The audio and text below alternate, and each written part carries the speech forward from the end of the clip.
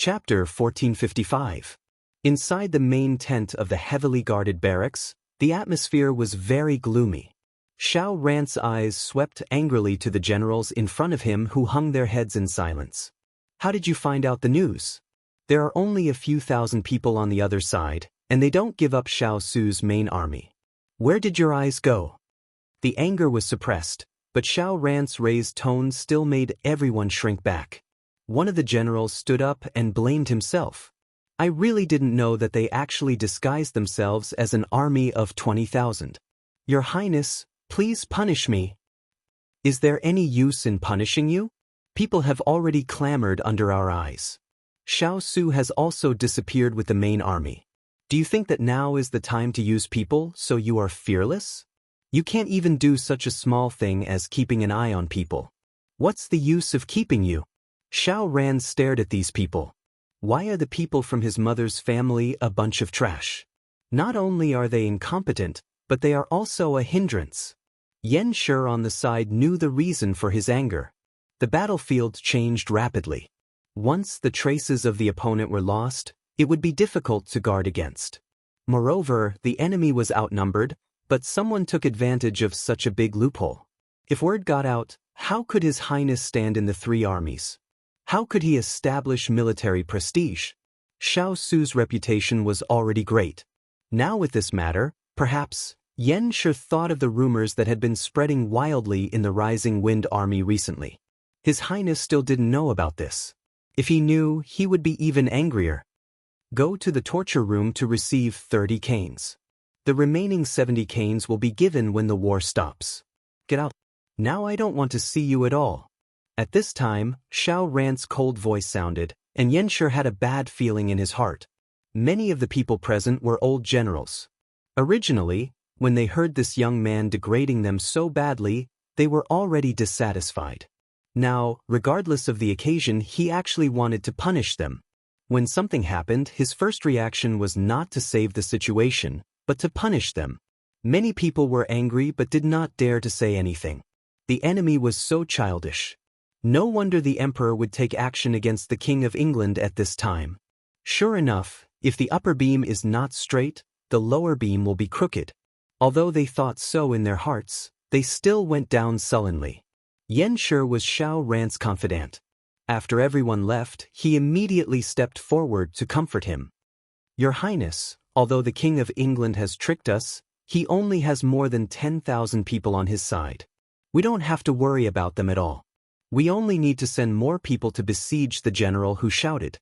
I think his thousands of people are nothing to be afraid of. After Xiao Ran heard this, his anger subsided a little. He thought about how he had just punished the general because of his emotions. He felt a little regretful in his heart, but he didn't show it on his face. So you mean to say that this Highness made a big fuss over nothing? Although the young man in front of him was not yet 20 years old and he had followed him for a long time, Yan Shi still felt that this prince was not as gentle as before. He had become a little moody, and sometimes he could not figure him out. At this time, he carefully said, "This general does not mean that. I just feel that at this juncture, it is not good." Xiao Ran also reacted, but how could he take back what he had said? He did not want to be known as a person who changed his mind constantly. Yan Shi sensed his mood at this time from his silence and immediately said, "In fact, Your Highness does not have to blame yourself. They were not wronged to be punished. Moreover, 30 beatings is nothing to a military officer. Your Highness can rest assured." Xiao Ran thought so his mood improved a little. However, this was not the case. For a civil official, being reprimanded by the king was a loss of face. For a military officer, being punished by his superior was a loss of face. Xiao Ran's impetuousness for a while made many of his generals very dissatisfied.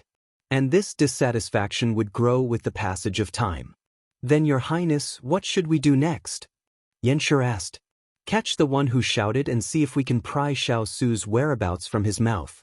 Xiao Ran said sinisterly. Yan Shi thought that this was the only way. Even if we can't pry it out, it doesn't matter. With him around, Xiao Su will not continue to hide. Father Chu sneezed and then rubbed his nose, his heart full of resentment. who was speaking ill of him behind his back. How dare they? General Chu, our trap has been set. A voice sounded from beside his ear. The person who spoke was the young man who had been beside Father Chu. I'm not deaf, why are you shouting so loudly? You scared me to death. Father Chu covered his little heart and glared at him fiercely. The young man felt wronged. I'm just happy. A few thousand of us fooled tens of thousands of them. If this kind of result were to spread, our names would be resounding. Father Chu touched his chin, feeling that he liked to hear these words. Come, little ears, praise us more. The young man's smile froze on his face. He wanted to throw his weapon in anger. He already said that he was not called little ears. His ears were just a little smaller. Now that his brothers had been infected by the general, he felt so wronged. Little ears sighed, but soon he was dancing with joy again.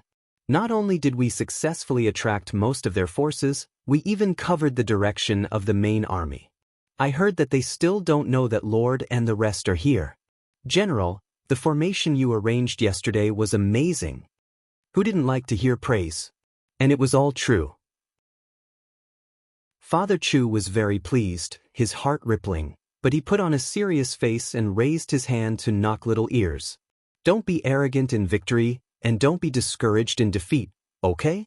Don't be cocky just because of a small victory in front of you. Be like me, calm down. Little Ear's mouth twitched. Who was the one who wanted to hear praise just now? Who was it? If you don't stand up, I promise I won't beat you to death. Even though he was mad inside, he still put on an obedient face and replied, Got it. Good that you know. Let's go, their men are almost here. It seems that they can't wait to experience the obstacles I set for them. Father Chu chuckled, then led his men up the mountain. Not long after, the men who were ordered to capture Father Chu appeared at the foot of the mountain. Because the entrance was not big, only 20 to 30 people could enter in a row. When the people in front of them entered the first valley, the soldiers stepped down and pulled on the ropes buried in the ground. The soldiers in front of them were instantly tripped and fell like dominoes. At the same time, a neat row of arrows appeared above the valley and shot at the people below without warning. Those people didn't expect such an unforeseen event at all. They had already lost their heads out of fear long ago. Arrows blotted out the sky and covered the earth. Each and every one of them became a target. After the arrow formation, there were suddenly dozens of boulders as tall as 2 people on the top of the mountain. One after another, they rolled down with great momentum and deafening sound. The people in the valley were either trampled, shot by arrows, or crushed by the boulders. Not long after, Father Chu stood on the battlefield with his men. His gaze swept across the scattered corpses, and he snorted. Get to work. The people behind him immediately went forward and stripped those people of their clothes. At the same time, they searched the battlefield and hid the people well. Little Ears, take off some clean clothes. I'm a germaphobe. Little Ears' feet tilted, and he almost fell into a pit. Chapter 1456. Xiao Su stood at the top of the mountain, facing the night wind with a calm expression. Is there still no news of Ian? Turin had been standing under the tree with his master for almost a night. He thought that his master would not speak until dawn. Water Spirit said that she could not find the whereabouts of the young princess consort. Turin paused, pursed his lips, and comforted him. Master, no news is good news. Look, isn't it the same with the old man? Since 2 days ago, their people and the young princess consort had been unable to contact each other. They suspected that the Sichuan emperor had done something and blocked the communication between the south and the north. Xiao Su's expression did not improve because of Turin's comfort. Instead, it darkened. The emperor had already made his move. The little fellow would not be spared. During this period of time, he had not received any news from her except after she defeated the Lulan army. This made him uneasy, but he believed in the little fellow's ability. With the herd of beasts and the army by her side, they should be safe. Now that one of them was in the north and the other in the south, there was no use worrying. Thus, the Earth Spirit began to report the news it had received today, hoping to divert its master's attention. There's a battle report from the west. They've successfully taken back 2 more cities. Now, the Junlan army is making a final struggle. I think it won't be long before they're completely eliminated. Xiao Su nodded. He always trusted his third brother. Now that his third brother was in command, the Lulan army was not a problem. He could temporarily put the west side aside. Turin continued, Master, I didn't expect the old man to be so powerful. I thought that it was good enough that he could divert the enemy's attention with a few people. I didn't expect that he could cover us so well. When the old man left with the army, I was worried. Now that I look at it, I thought too much. As he spoke, Turin said somewhat indignantly, the old man was exceptionally talented when he was young. If it weren't for the accident, I'm afraid his name would have shaken the world. Now that he has returned to the battlefield, he's like a flood dragon returning to the sea. Xiao ran and the others are nothing in front of him. Xiao Su chuckled. Everything in life has its own reason. Grasp the present. Turin nodded. Master is right. That's what Ian said. All right, let everyone rest for another 2 hours before we begin the operation. We can't let the old man tire himself out. When Xiao Su saw the fireworks in the air, the corners of his mouth curled up and his eyes sparkled. Turin also saw the flashing fireworks. It was the exclusive method of the fierce, valiant cavalry. He was excited. He did not expect the old man to succeed so quickly. He did not dare to delay any longer and immediately turned to pass down the order. The sky before dawn was always incomparably dark. Xiao Su held a faint smile. It had been a long time since he fought such a battle. It made his blood boil. He hoped that before dawn, Xiao Ran would still be able to sit still. When he received the news of the thousands of people suddenly disappearing, Xiao Ran's face was so dark that it could drip water. You mean those people disappeared from the face of the earth? He gritted his teeth and said word by word, his gaze seemingly wanting to pierce through the messenger in front of him. The messenger's shoulders trembled, his head almost touching the ground. Yes, when our people rushed over, there were no traces of the other party. We don't know where they went either. Furthermore, there was a recent autumn rain, and all traces on the ground were wiped away. This general could only send people to search around the valley. Xiao Ran was so angry that he laughed. Good, it's just a few thousand people. You can't even keep an eye on them with tens of thousands of people. You actually let them slip away from under your eyes. What should I say about you? None of the people present dared to make a sound. The place where they were beaten a few days ago was still aching. It was not worth it to hit the muzzle of the gun at this time. Reporting, we've found traces of the King of England's army. They're on Moon Lily Mountain. This loud shout relieved the cold atmosphere at this time. Xiao Ran's face looked a little better, but he still did not dare to be careless. He had suffered a lot in the past few days. He asked, Are you sure it's Xiao Su's group? The messenger immediately nodded. The scouts saw the King of England himself on the mountain, and the number of people is also correct, a total of more than 15,000 people. Only then did Xiao Ran relax. He was most afraid that Xiao Su would quietly hide himself under his nose, and then jump out at some point to bite him. Against a fierce general like Xiao Su, the most fatal thing was to take him by surprise. Although he did not want to admit it, Xiao Ran had to admit that Xiao Su was the opponent he did not dare to underestimate. Now, don't put all your energy on that hooting commander. He's just a smoke bomb released by Xiao Su to attract our attention. Now, gather the majority of the troops and move closer to Moon Lily Mountain, surround them, and don't let them escape. For the time being, hold back your troops and wait for my orders. To catch bandits, first catch the ringleader. As long as Xiao Su was defeated, the others would become a sheet of loose sand, and there would be nothing to fear. After Xiao Ran finished speaking, he called out the names of a few commanders, and had them immediately gather their troops and move out. On the battlefield, time was life. Xiao Ran did not waste any time, and after giving out the orders, he had someone bring over a topographic map of Moon Lily Mountain, and found a few people who were familiar with the place to begin a discussion. This time, he was determined to hit the target with one strike. Xiao Ran split off a portion of his troops to search for Chu Feng's father and his men, but no one would have thought that the target of their pursuit was leisurely brushing past them right under their noses.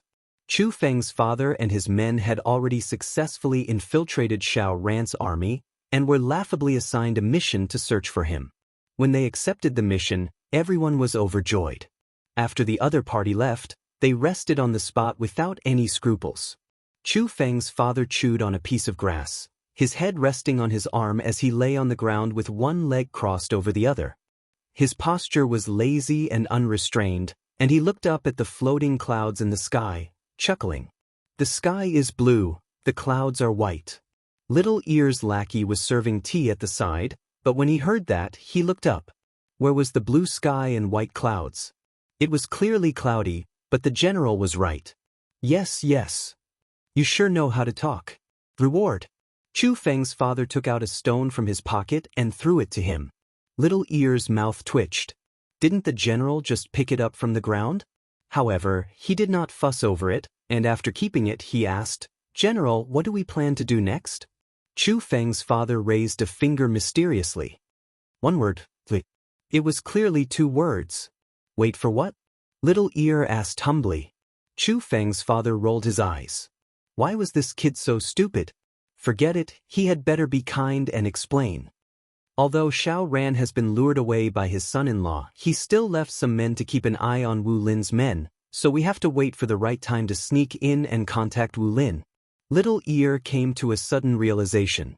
Because they were in the search party and not the main attacking party, they had to wait for the right opportunity to strike. Little Ear, you're even stupider than Hollow. But at least he has the beauty now. I can only say that fortune favors fools. Little Ear, who did I offend? Where did this Hollow come from? Ethereal suddenly sneezed and rubbed his nose. Who is talking bad about him? Chapter 1457. It was supposed to be daytime, but now it was as dark as night. Chu Qingyan raised her head and looked at the raindrops falling continuously. Her brows were slightly furrowed. This rain has been going on for 2 days. I don't know when it will end. Ethereal's voice came from behind her. She sighed softly. That's right. The weather changed so quickly that they were caught off guard. If it wasn't for the fact that they happened to be at the bottom of the valley and had this natural mountain wall to block the rain, they might have been drenched. It was normal to travel on a rainy day, but she was not only leading the fierce army, but also a large group of beast soldiers. Needless to say, the eagle army couldn't fly at all in the rain. Although the beasts were fierce, they didn't like to go out in the rain. Moreover, they were dispirited and didn't have much energy. So she thought about it and let everyone rest where they were. And there was a voice in her heart that kept whispering to her, don't get wet, you'll get sick. The voice came out of nowhere, but she somehow managed to hear it. It was only later that she found out that this was the telepathy between mother and son, but this was a story for another time. It was also because of this heavy rain that their communication with the outside world was cut off. Until today, she didn't know what was going on with the big ice cube. Young princess consort, don't worry. Master will definitely be safe and sound. Ethereal seemed to see her worry and couldn't help but smile and comfort her. Hearing the unreserved trust of the person beside her, Chu Qingyan couldn't help but reveal a proud expression. The big ice cube had this ability to make his subordinates trust him so much. This was also an affirmation of his powerful ability. Her bright eyes rippled with a smile.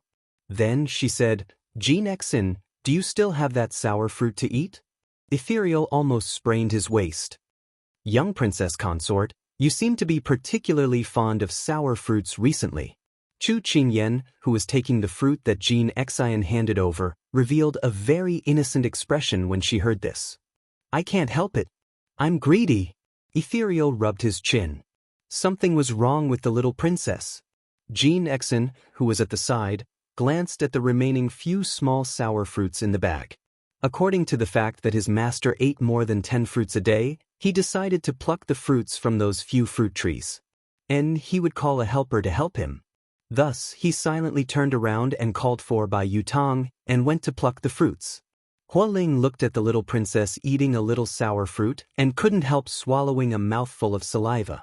The little princess always ate sour fruits. What if her stomach got sick from eating them? After resting for half a day, the weather suddenly turned for the better. The dark clouds dispersed and the sun shone brightly. The beasts were just short of singing and dancing. Chu Qingyan stood up and smiled like a flower. "Let's go." Jean Xen glanced at the bags of fruits on the leopard's back. "And that's enough. Let's go." Hua Ling decided that once he left the mountain, he would buy some delicious food for the little princess. Delicious food. Let's go. As Chu Qingyan's group headed north again, the messenger eagle was released. Time flew by like a white steed and a few days passed in a flash. Xiao Su received the letter first. It said that their group was already heading towards them. Knowing that they were safe, the large stone in his heart finally fell down. This subordinate said that the little princess must have been delayed by something. Turin saw the gentle expression on his master's face and couldn't help smiling as he said this. As soon as his words fell, the sounds of fighting came from the foot of the mountain again. Turin instantly frowned. "Master, they're starting to attack again." In the past few days, it was like Xiao Ran's army had eaten explosives, continuously launching fierce attacks at them. Fortunately, his master had already made arrangements and played those people in circles. It was also thanks to the terrain here that one man could hold back 10,000. Even if the other side had several times more people than them, they didn't have much of an advantage. However, they wouldn't be able to last more than a few days. Just like his master said, although they had been playing hide and seek with the other side, once the other side figured out their tactics, they would quickly counterattack. In the end, it would become a battle of manpower. And in terms of manpower, there was a huge disparity. But this wasn't the most fatal thing. The most important thing was that their provisions were almost exhausted. "Master, do you think the old master will be able to successfully bring the people back?" Turin was a little worried. When this plan was carried out, the most crucial step was the old master. If the old master couldn't bring Wu Lin and the others back, then they could only be trapped on this mountain. They should have encountered some trouble. Xiao Su calculated the time and said without a change in expression, "Pass down the order. Hold on for a few more days." The more critical the situation was, the more it was when the morale of the army couldn't be faulty, yet Xiao Su was as calm and composed as before, without the slightest trace of panic. This undoubtedly allowed everyone to drink a bowl of calming water, and they continued to fight without retreating. Flint and stone collided, swords and sabers clashed, and the battle cries were about to break through the sky. The heat waves were rolling, shaking the whole world. In this cool autumn season, one could feel the heat from afar. Xiao Ran stood on the top of the mountain, opposite to where Xiao Su was. It was just that they were separated by the whole battlefield. Although he couldn't take down the mountain on the opposite side, he believed that he could afford to waste time, but Xiao Su and the others couldn't afford to waste time. There was nothing edible on that mountain, and their provisions were also destroyed. As long as they dragged on for a few more days, they wouldn't be able to hold on. Just as Xiao Ran calculated the time and revealed a confident smile, his gaze froze as a black shadow suddenly appeared at the end of the horizon. That was, Chu Qingyan led the Lai army, the beast herd, and the eagle soldiers quickly on the road. Because they were riding on the backs of the beast herd, they took the shortcut. This time, the shortcut was very difficult to travel by human strength. It was rugged with rocks and waterfalls, but these wolves, jackals, tigers, and leopards were all experts at climbing and jumping. It was easy for them to carry people, so they easily completed a journey that would have taken half a month in a few days. When Xiao Su received the letter and thought that they were still thousands of li away, they had already reached the north. But because they hadn't received any news from Xiao Su, Chu Qingyan and the others didn't know the exact location of the army and could only look as they walked. At this time, Fong Lu's sharp eyes pointed in a direction and exclaimed, "Little Wang Fei, look over there, there seems to be black smoke." In the distance, there was black smoke. In this broad daylight, if one didn't look carefully, it was hard to see clearly. "Let's go and see." Chu Qingyan stroked the piebald tiger under her. Her expression suddenly became serious as she said without delay. To be able to see the smoke from so far away, it probably wasn't as simple as the smoke from a farmer's kitchen. Based on her experience, Chu Qingyan faintly felt that the smoke should have been produced by fighting. Thus, the group of people rushed in that direction in an imposing manner. As they got closer, Chu Qingyan felt her heart suddenly beat faster. She couldn't help but narrow her eyes. On the top of the mountain, Xiao Su suddenly raised a hand to cover his chest. As if he sensed something, he looked into the distance. Chapter 1458. In the distance, a large and densely packed black shadow moved over quickly like the wind. When they gradually approached, they heard many people gasping. "Oh my God, are my eyes playing tricks on me? Isn't that a lion? I must be dreaming." A group of wild beasts. All run. When Xiao Ran's attacking army saw this scene, fear dominated their rationality and they wanted to retreat. "What are you panicking for? It's just a group of beasts. What's there to be afraid of? Pick up your weapons. If you kill one, you'll be rewarded with silver. If you kill 10, you'll be promoted." Xiao Ran's voice rose from the ground, powerful and resonant. Those people who were retreating immediately stopped in their tracks, held their spears and weapons, and roared as they rushed towards the group of wild beasts. In this lifetime, joining the army to fight, wasn't it all to make a living and then stand out? Now that such a chance was in front of them, they had to fight even if they had to risk their lives. What if they succeeded? Xiao Ran heaved a sigh of relief when he saw that the army had stabilized and was even more motivated than before. Wiping the sweat off his forehead, he turned his gaze back to the battlefield, intentionally or unintentionally searching for that figure. In the dark smoke, that crimson red became the most eye-catching scenery in the world. Water spirit's eyes, flawless jade skin, and all the beauty that belonged to women were covered up by the red battle robe. There were clearly thousands of people between the two of them, but she seemed to be right in front of him. However, no matter what his intentions were, she would never have him in her eyes. Xiao Ran gripped the reins tightly and wished he could grab her in front of him and question her fiercely. Did she have a heart? Why couldn't she give him a chance? Just as Xiao Ran was struggling in his heart, Chu Qingyan had already arrived at the bottom of the valley with her men. When she saw Xiao Su's military flag and this familiar tactic, she did not need to guess to know who was leading the troops. Other than her big ice cube, who else could fight well in such a disadvantageous situation where they were outnumbered? She curled her lips and her heart surged. She shouted, "Let's go up the mountain." To her, Xiao Ran's army was not important at all. She only wanted to see the person she had been thinking about. "Let's go, piebald tiger." She bent down and stroked her mount's head with a gentle smile. As if it could feel her excitement and joy, the piebald tiger roared at the sky and then ran up the mountain. Jin Exen, Hualing, and the others looked at each other and smiled. They immediately followed. When the horde of beasts appeared in his field of vision, Xiao Su's heart almost stopped beating. There was nothing more exciting in this world than seeing someone who was thousands of miles away suddenly appear in front of you. They were like scythes, and wherever they passed, not even a blade of grass was left. However, at this moment he only wanted to see the owner of the sickle.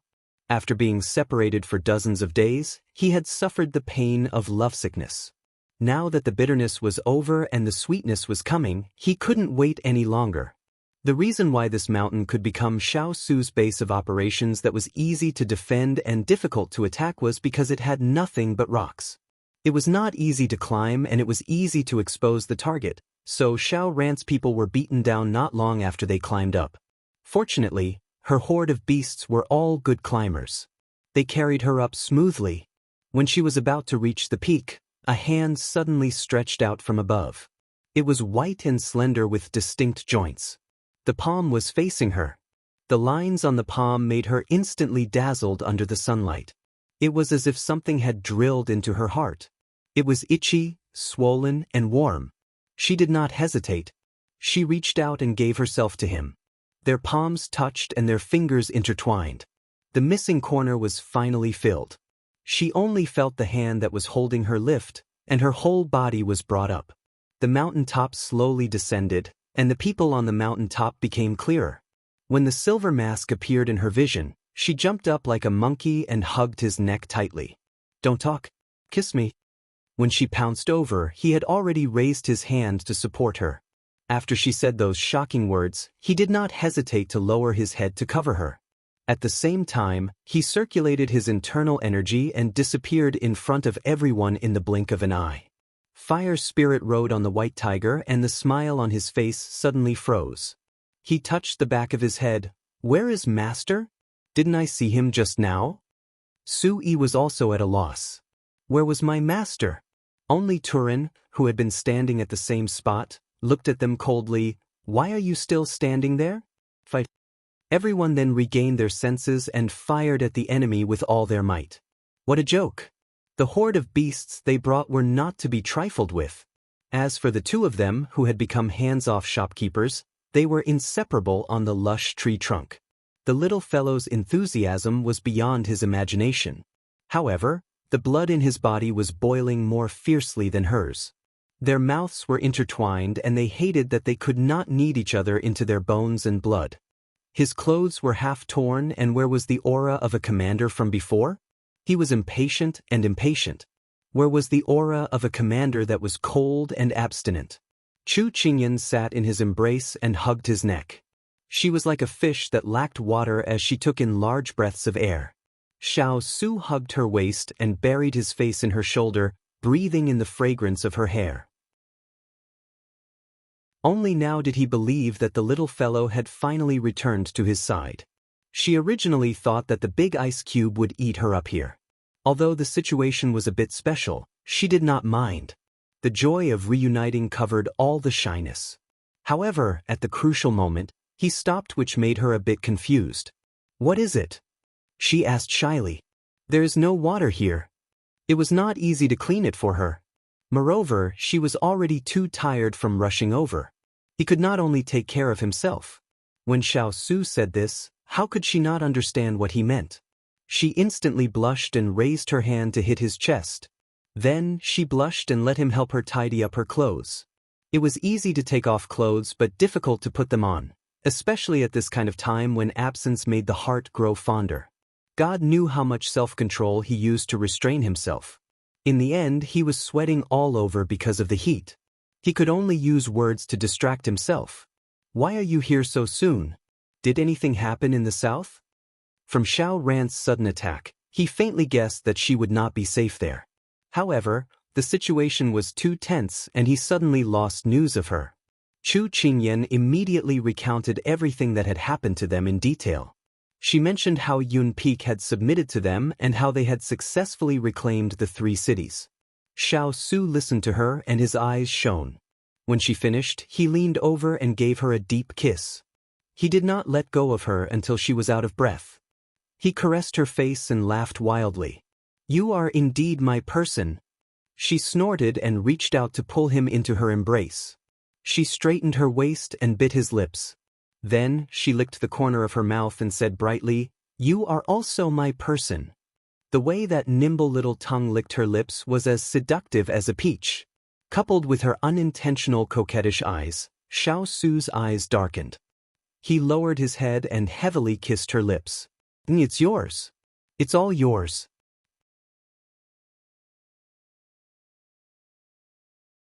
Chapter 1459. The sky was clean, and the breeze was gentle, bringing with it the refreshing charm of autumn. Some of the piebald tigers were circling around under the trees, while others were lying on the ground, looking like they were standing guard. If anyone dared to approach, they would slap them.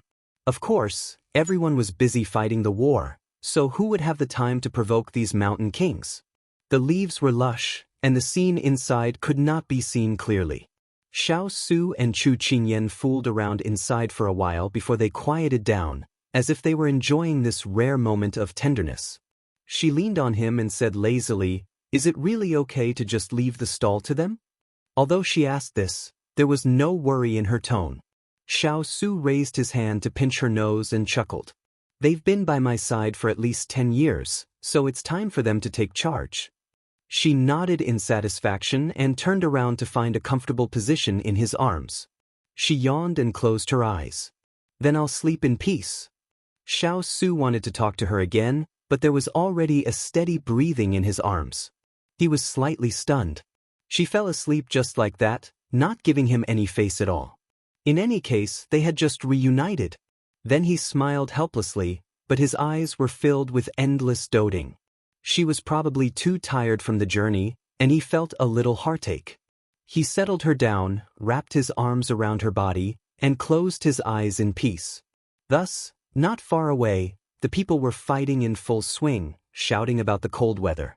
They were completely unaware that their two masters had left them to leisurely catch up on sleep. If they knew the truth, they would probably cry to the heavens. But the war still had to be fought, and the enemy still had to be chased away. In the evening, Xiao Ran's army was chased back to the foot of the mountain, and everyone began to reorganize and rest. Xiao Su and Chu Qingyan then appeared in front of everyone hand in hand. What a pair of golden boy and jade girl. They blinded thousands of eyes in an instant. Before they even ate, they were fed a few mouthfuls of dog food. The babies felt bitter in their hearts, but they didn't say anything. Originally, they were stationed on the mountain and did not have much food to satisfy their hunger. They had to rely on the dry rations that they had brought. However, as time passed, the dry rations were running out. Now that Chu Qingyan and the others had arrived, not only did they help to repel Xiao Su's army, they also brought a lot of dry rations, some rabbit meat, wild boar meat, and so on. The soldiers who had not tasted meat for a long time were moved to tears. A bonfire was set up, and the fragrant smell of barbecued meat filled the air, arousing everyone's appetite. In a corner, someone was nibbling on a fruit. Chu Qingyan felt that the smell of meat that she usually smelled was so disgusting now. It was as if she could distinguish the rank odor in the air. No, she had to eat a few sour fruits to calm herself down. As she ate, her gaze followed the person who was talking to everyone. He was like a gentleman, shining brilliantly. No matter when or where, he was always so dazzling.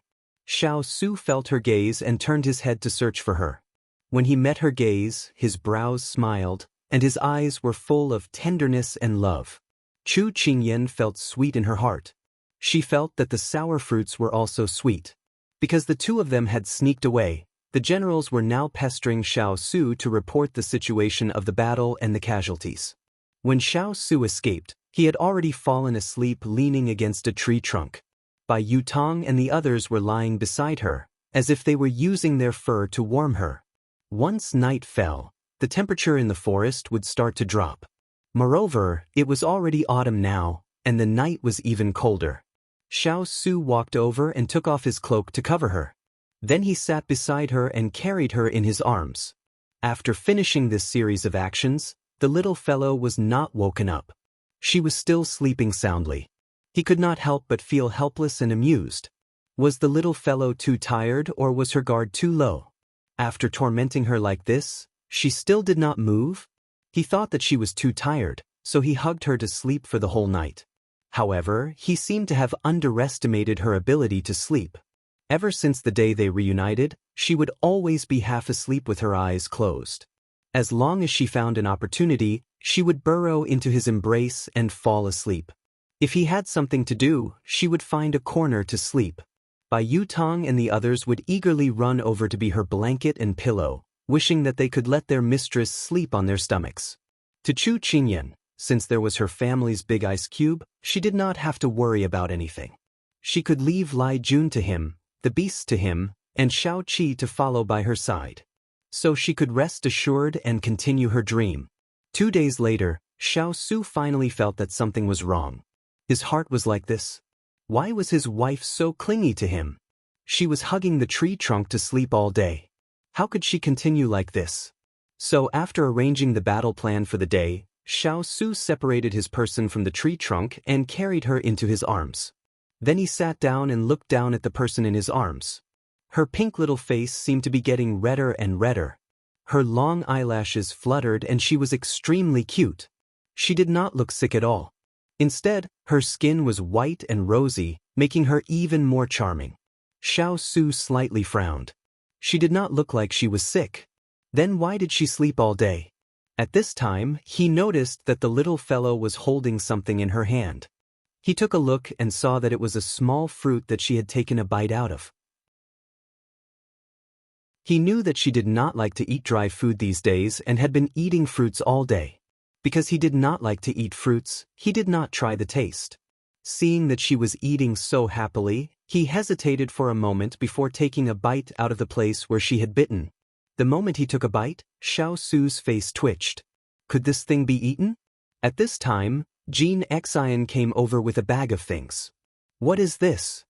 Xiao Su put down the sour fruit and raised his eyebrows. Jean Xian opened the bag and revealed a row of green sour fruits that were different in size from his hand. Xiao Su felt that his teeth were about to fall out. He could not help but look at the person in his arms.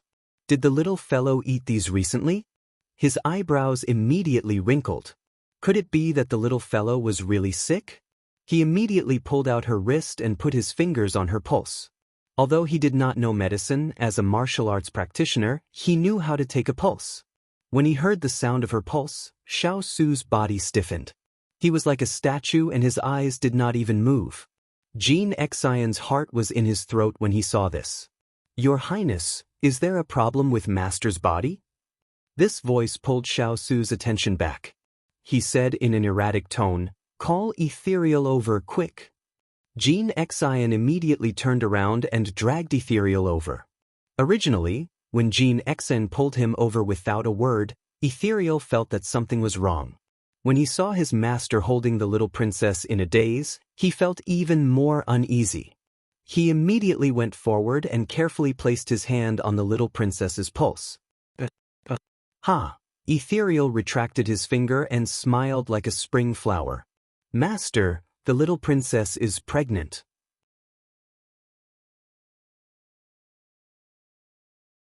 Chapter 1460.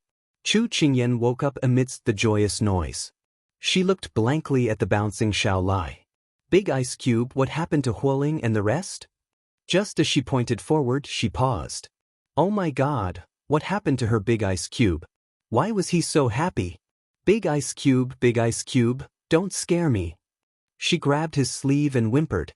Xiao Su lowered his head and held her hand. His eyes were still filled with ecstasy. Although it was a lot more restrained than before, but, I'm pregnant. Chu Qingyan was dumbfounded. Oh my God, water must have entered Big Ice Cube's brain. Seeing the person in his arms looking like she had seen a ghost, Xiao Su finally realized what he had said. He said, I was wrong. You're going to be a father. Chu Qingyan's eyes widened. Oh my God, Big Ice Cube's brain must have been caught by a door. No, she had to call Ethereal over to check on Big Ice Cube. Why was there something wrong with Big Ice Cube the moment she woke up? What the hell had happened while she was sleeping? Just as Chu Qingyan was struggling to get up from his arms, Xiao Su finally regained his senses. Seeing her worried expression, he realized that he had done something stupid. He immediately pulled her back into his arms and wrapped his arms around her from behind. His palms landed on her abdomen and he rested his chin on her shoulder. His voice was gentle and affectionate. Ayan, you're pregnant. I'm going to be a father. The person who was still worried about whether or not her Big Ice Cube had taken his medicine was stunned when she heard this. She didn't even dare to move. Only when she felt warmth on her back did she slowly relax. She murmured, I'm going to be a mother? Yes, we're going to have our own children. Xiao Su turned her body around until they were face to face. He lowered his head and pressed his forehead against hers.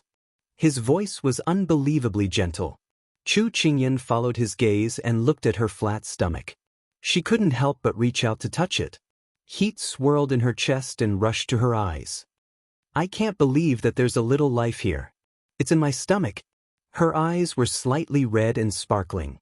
She was helpless, happy, and touched by the arrival of a new life. A pair of large hands covered the back of her hand, as if he was wrapping her little hand in his palm. Then, they were both caressing their child. A child. He said, Our child.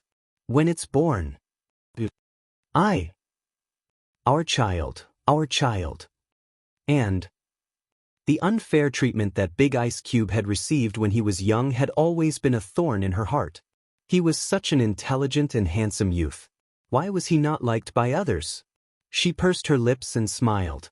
Her smile was as moving as the spring breeze blowing through the clear water. She nodded in agreement. We'll love it well.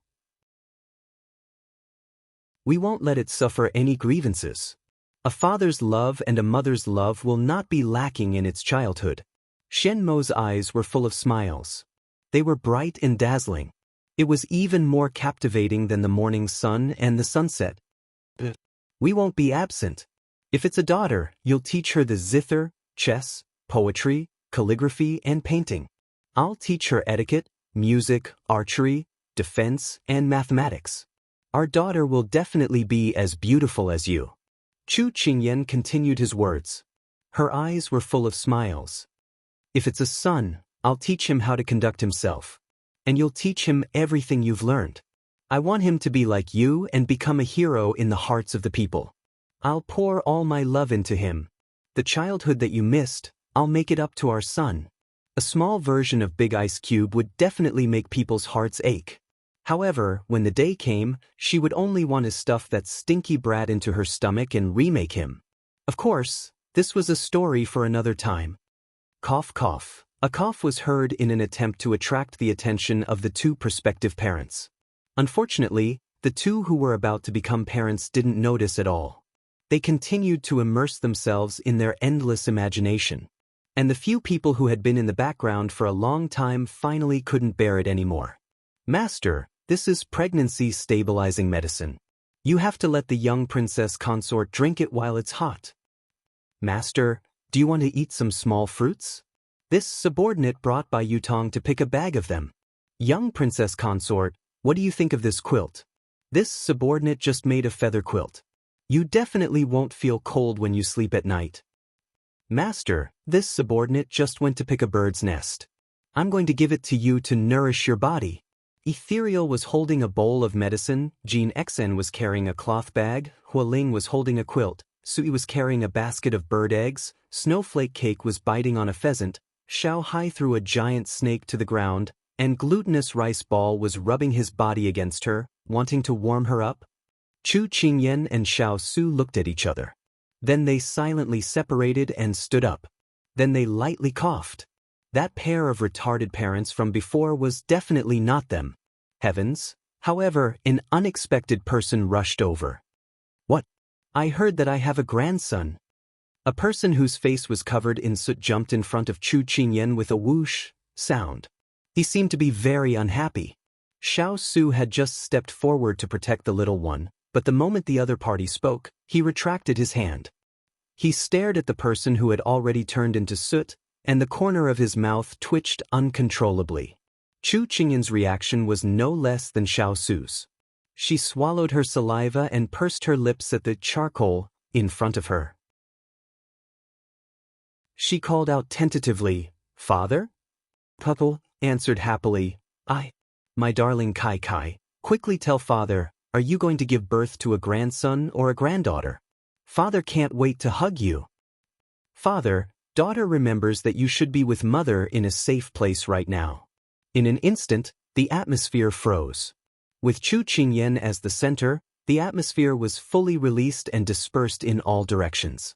Ethereal and the others immediately took a step back and raised their hands high, indicating that this had nothing to do with them. Mr. Chu finally sensed that the atmosphere was not right. He blinked and swallowed his saliva. Then he wanted to retreat to Ethereal's side to hide, but Ethereal and the others were faster. They immediately took a few steps back and distanced themselves from the battlefield. "Father, if you confess, you'll be lenient. If you resist, you'll be punished severely." Mr. Chu stopped in his tracks.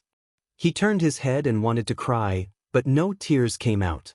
He accused the person behind her, "It's my son-in-law, it's my son-in-law." Chu Qingyan narrowed her eyes and looked at him. Then she turned to look at her big iceberg and asked word by word, "What's going on?" Xiao Su looked at the person walking over step by step. Cold sweat trickled down his forehead. It looked like he was definitely going to take the blame for his father-in-law. In the end, Mr. Chu squatted in a corner and drew circles. Xiao Su watched as Mr. Chu drew circles. "Son-in-law, pregnant women tend to have bad tempers. Father has experienced it before, so I know very well.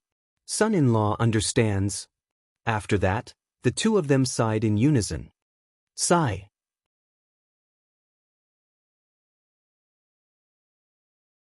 Chapter 1461. Father Chu's appearance brought good news. After meeting up with Wu Lin, he used the trap set by Xiao Su to successfully return to the army. The two armies met and their forces grew stronger. You don't know how much effort I put in to lure those bastards away. I was almost disfigured.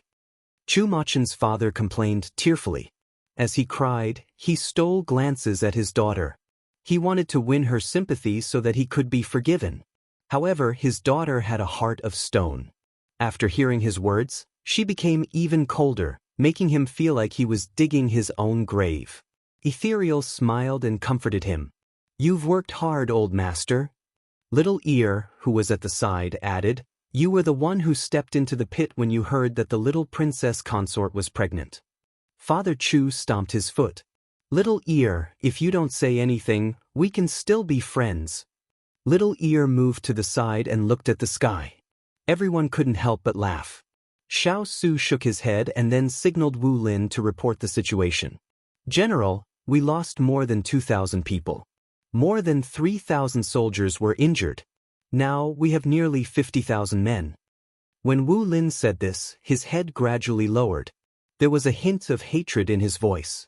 Those were the people he brought up personally, but now Wu Lin's emotions affected everyone present. Their eyes turned red. "Don't worry, I will avenge them," Xiao Su said to everyone present in a serious voice. Everyone nodded. Father Chu stopped making a fuss. The smile on his face disappeared and he became serious again. From Big Ice Cube's explanation, Chu Qingyan found out that her father had regained his consciousness. However, when they met just now, he still had that innocent look on his face, which made her somewhat suspicious. Now that she saw her father looking so serious for the first time, she could not help but believe their words. Her father had regained his consciousness. To her, today was a double blessing. She had a child with Big Ice Cube, and her father had finally found his lost self. This was the greatest fortune among all the misfortunes. After everyone calmed down, they began to discuss how to deal with the future. Time passed quickly just like that. Daughter, Daddy wants to have a grandson soon. The person in front of her was really not worthy of praise. She had just said that he was serious, and now he was acting like a 3-year-old child asking for candy. Chu Qingyan rubbed her forehead and said good-naturedly, "Father, no matter how anxious you are, the baby still needs 10 months to be born.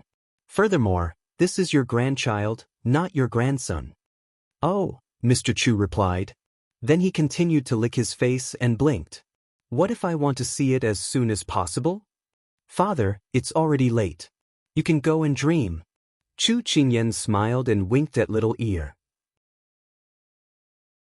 Little Ear immediately came over and pulled Chu Qingyan's father to rest. "General, we still have to fight tomorrow.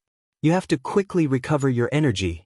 Otherwise, what will we do if we can't beat the enemy?" Yes, I need to rest." "Hey, daughter, you have to take good care of my grandson." "Good night, my dear grandson." General, it's your grandson." "Little Ear, you talk too much."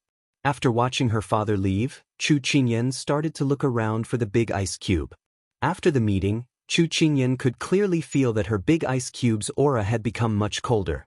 However, when her father interrupted, she lost sight of him. "Jean Exon, did you see His Highness?" Jean Exon nodded and pointed in a direction. "His Highness was talking to Ethereal just now. He should be over there now." "All right, there's nothing for you to do here. Go." She waved her hand and walked over. When she got closer, she realized that it was the place where the soldiers usually cooked. At this moment, a tall figure was half-squatting to light a fire for a stove. She rubbed her eyes, unable to believe that it was him. Hearing the sound, Xiao Su thought that Ethereal had returned. Without turning his head, he said, "I still need to boil it into a bowl of water. Go and help me gather some firewood."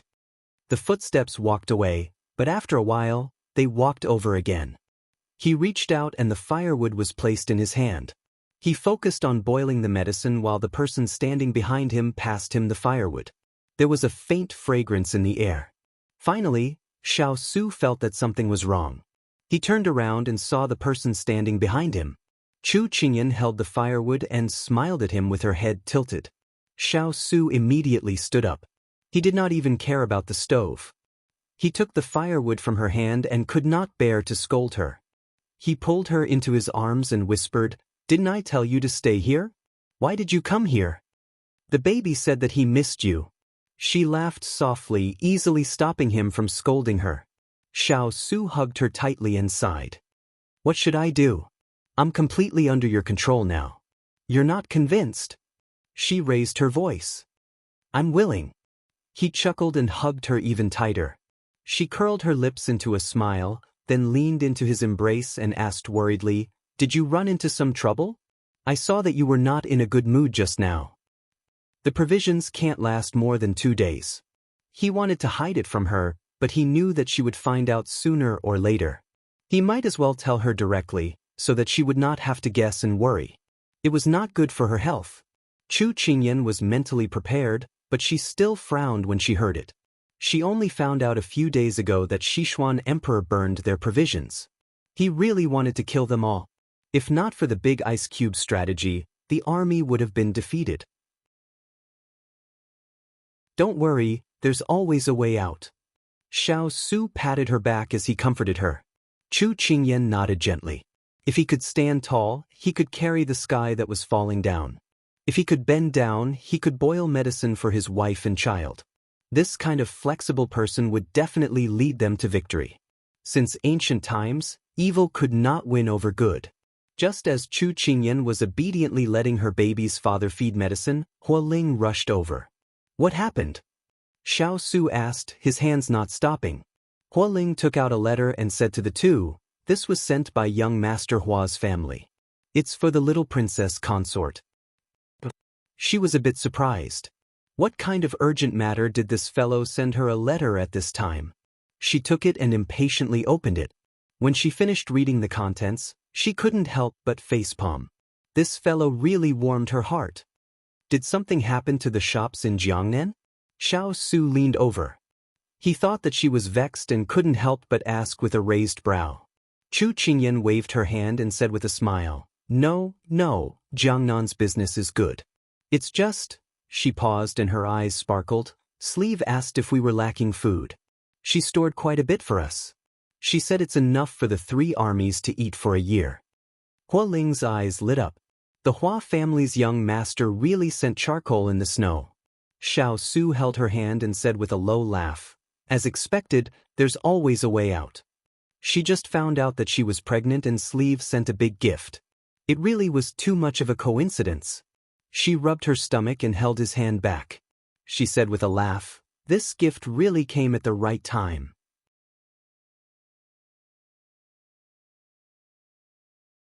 Chapter 1462.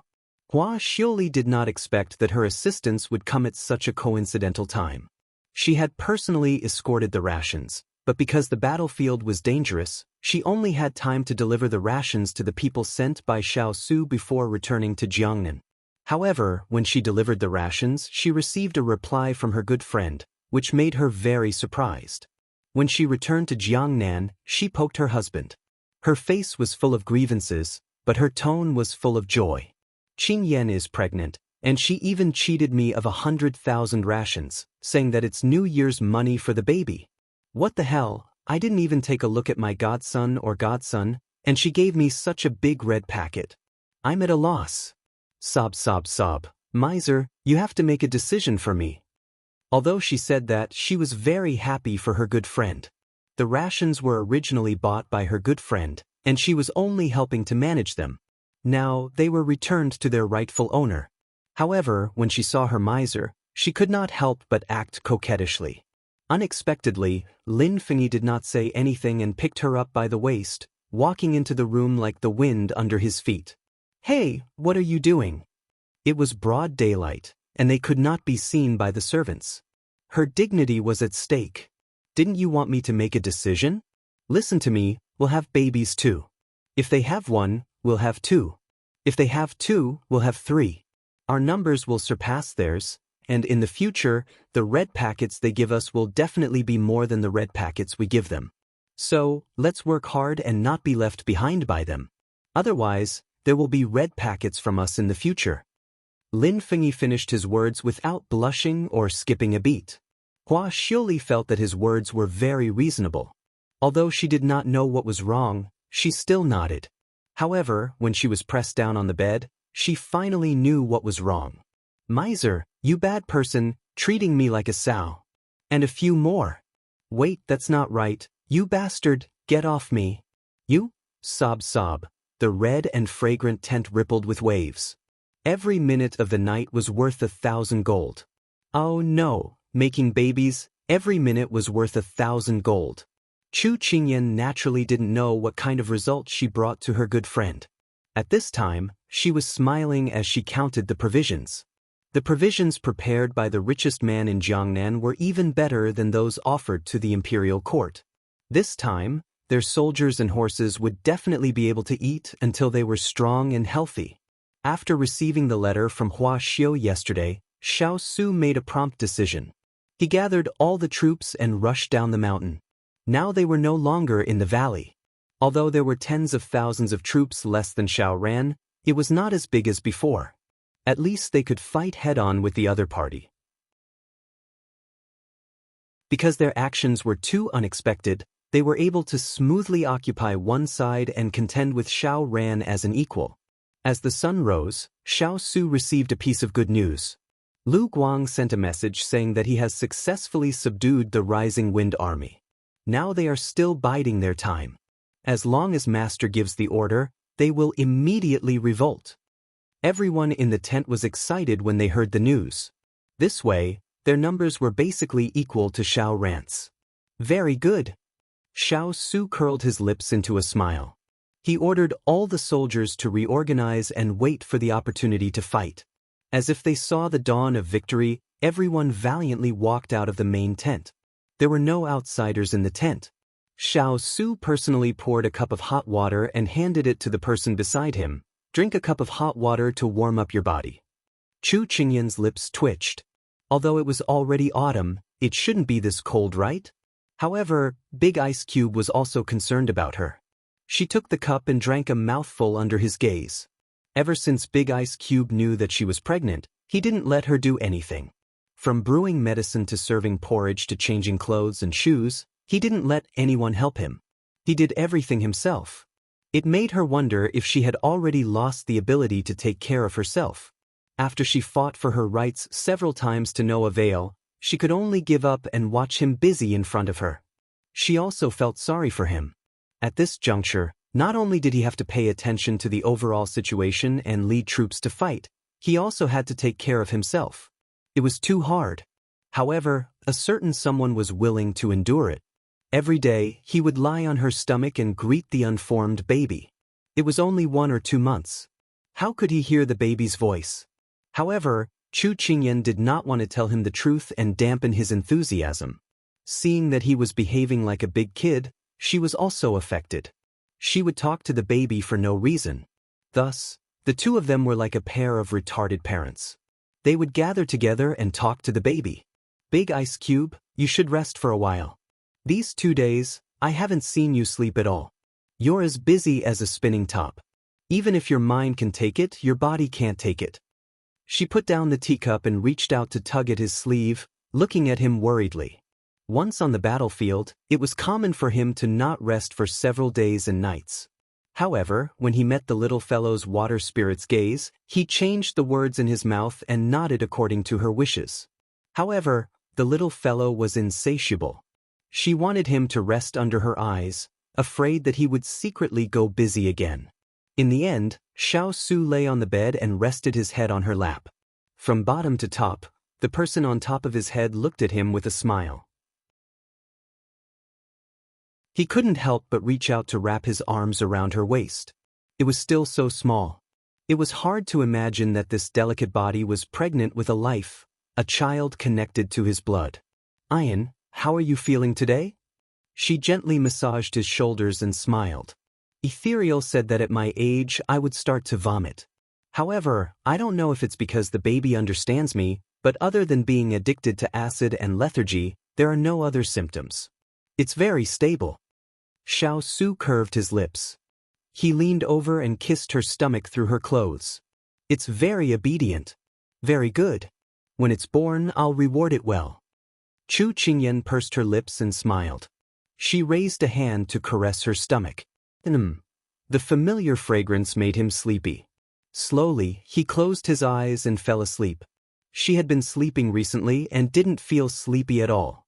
Seeing this, she leaned against the bedpost and quietly looked at the person in her arms. There was a happy and satisfied smile in her eyes. Family. What a beautiful word. In Prince Yi's manor in the capital, Lin Jiangdong brought a few pieces of news. First, Chu Qingyan was pregnant.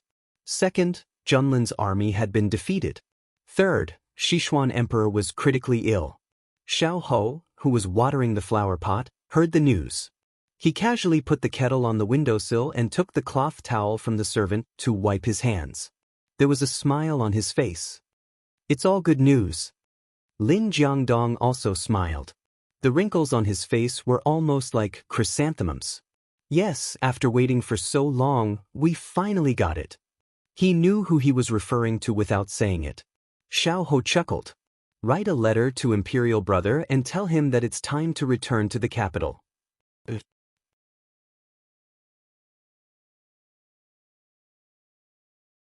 Chapter 1463.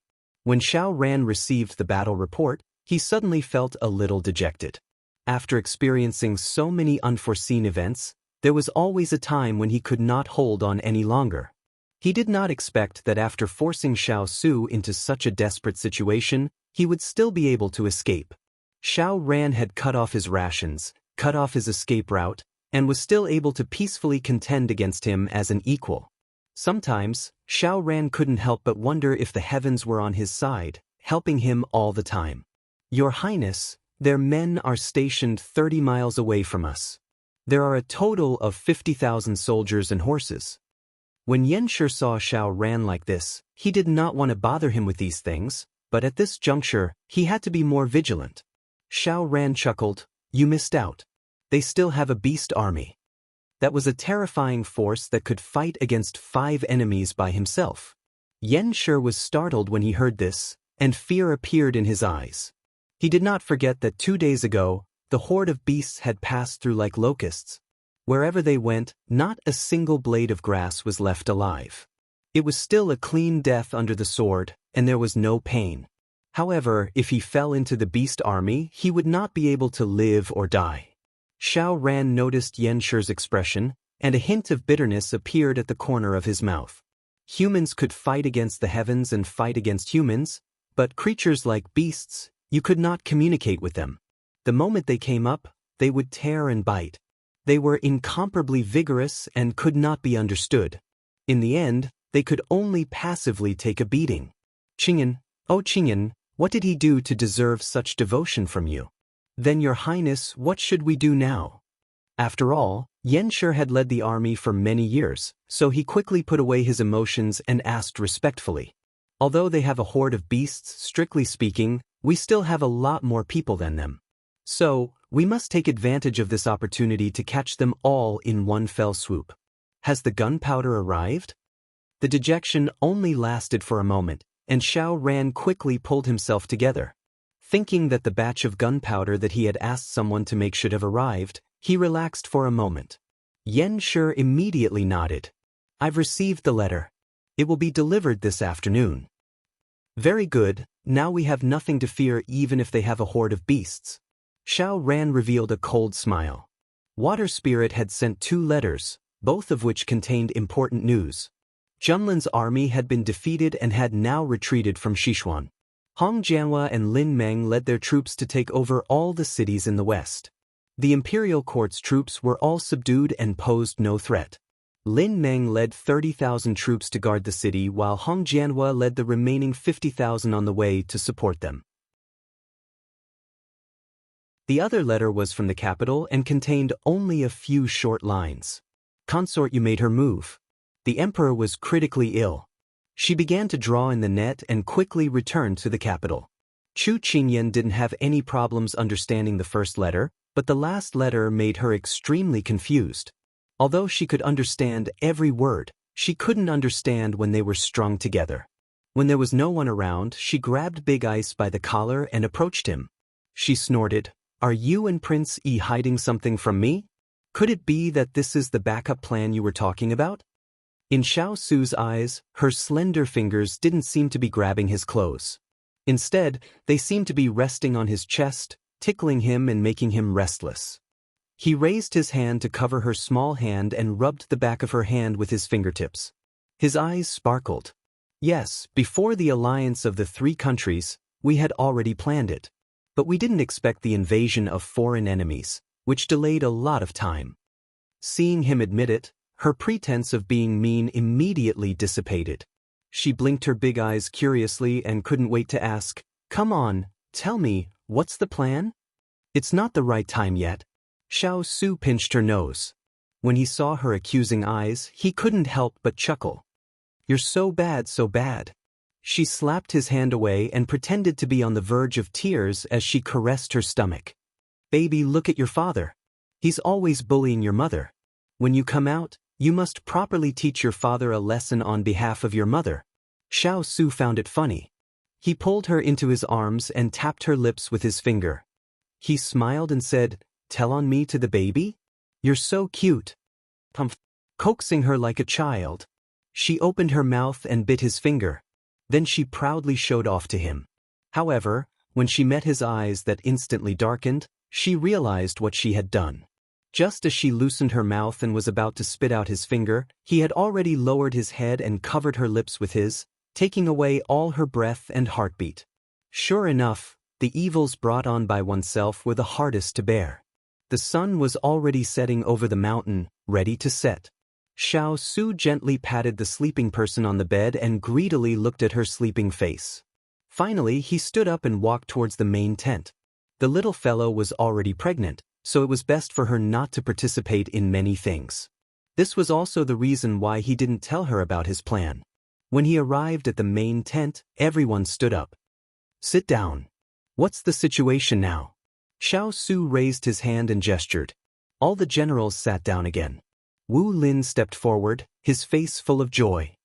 "An hour ago, our men had already found their way to the back of the enemy's army and snatched their provisions. Those that we couldn't snatch, we destroyed them. We can finally hold our heads high. We've avenged the grudge of snatching their provisions." Xiao Su nodded. His generals didn't attack unless they attacked them. If they attacked them, they wouldn't let them off easily. Chu Yang's father also jumped out and smiled slyly. "Didn't you send troops to patrol today? I accidentally found something and my heart itched, so I snatched it to take a look. Good fellow, several large carriages of gunpowder. No wonder so many people want to be the king of the mountain. It's so fun to snatch it." Everyone silently ignored Chu Yang's father's last few words. "That gunpowder was used by Xiao Ran to deal with us. I never thought that the old man would snatch it away. It really is satisfying." Everyone laughed loudly. Xiao Su was very satisfied and his voice became a bit lighter. "The provisions have been lost and the gunpowder has been stolen. This time they will definitely fight to the death with us, so we don't need to be polite with them." With the provisions and gunpowder gone, with Xiao Ran's personality, he would definitely be furious. In order to appease the army, he would use all of his firepower to attack them. Otherwise, if this dragged on, it wouldn't be good for them. Lord is right. Although we don't have as many people as them, we have nothing to fear if we go all out. Lu Weiyun straightened his back and spoke in a firm voice. Once these words were said, everyone agreed. "Who said we don't have as many people as them?" A clear voice came from outside the tent, making everyone look outside. The first to come in was Hualing. He happily pulled the curtain to the side and several figures appeared in front of everyone. At the same time, there was a loud voice, "Lon Manor's Manor Lord has arrived."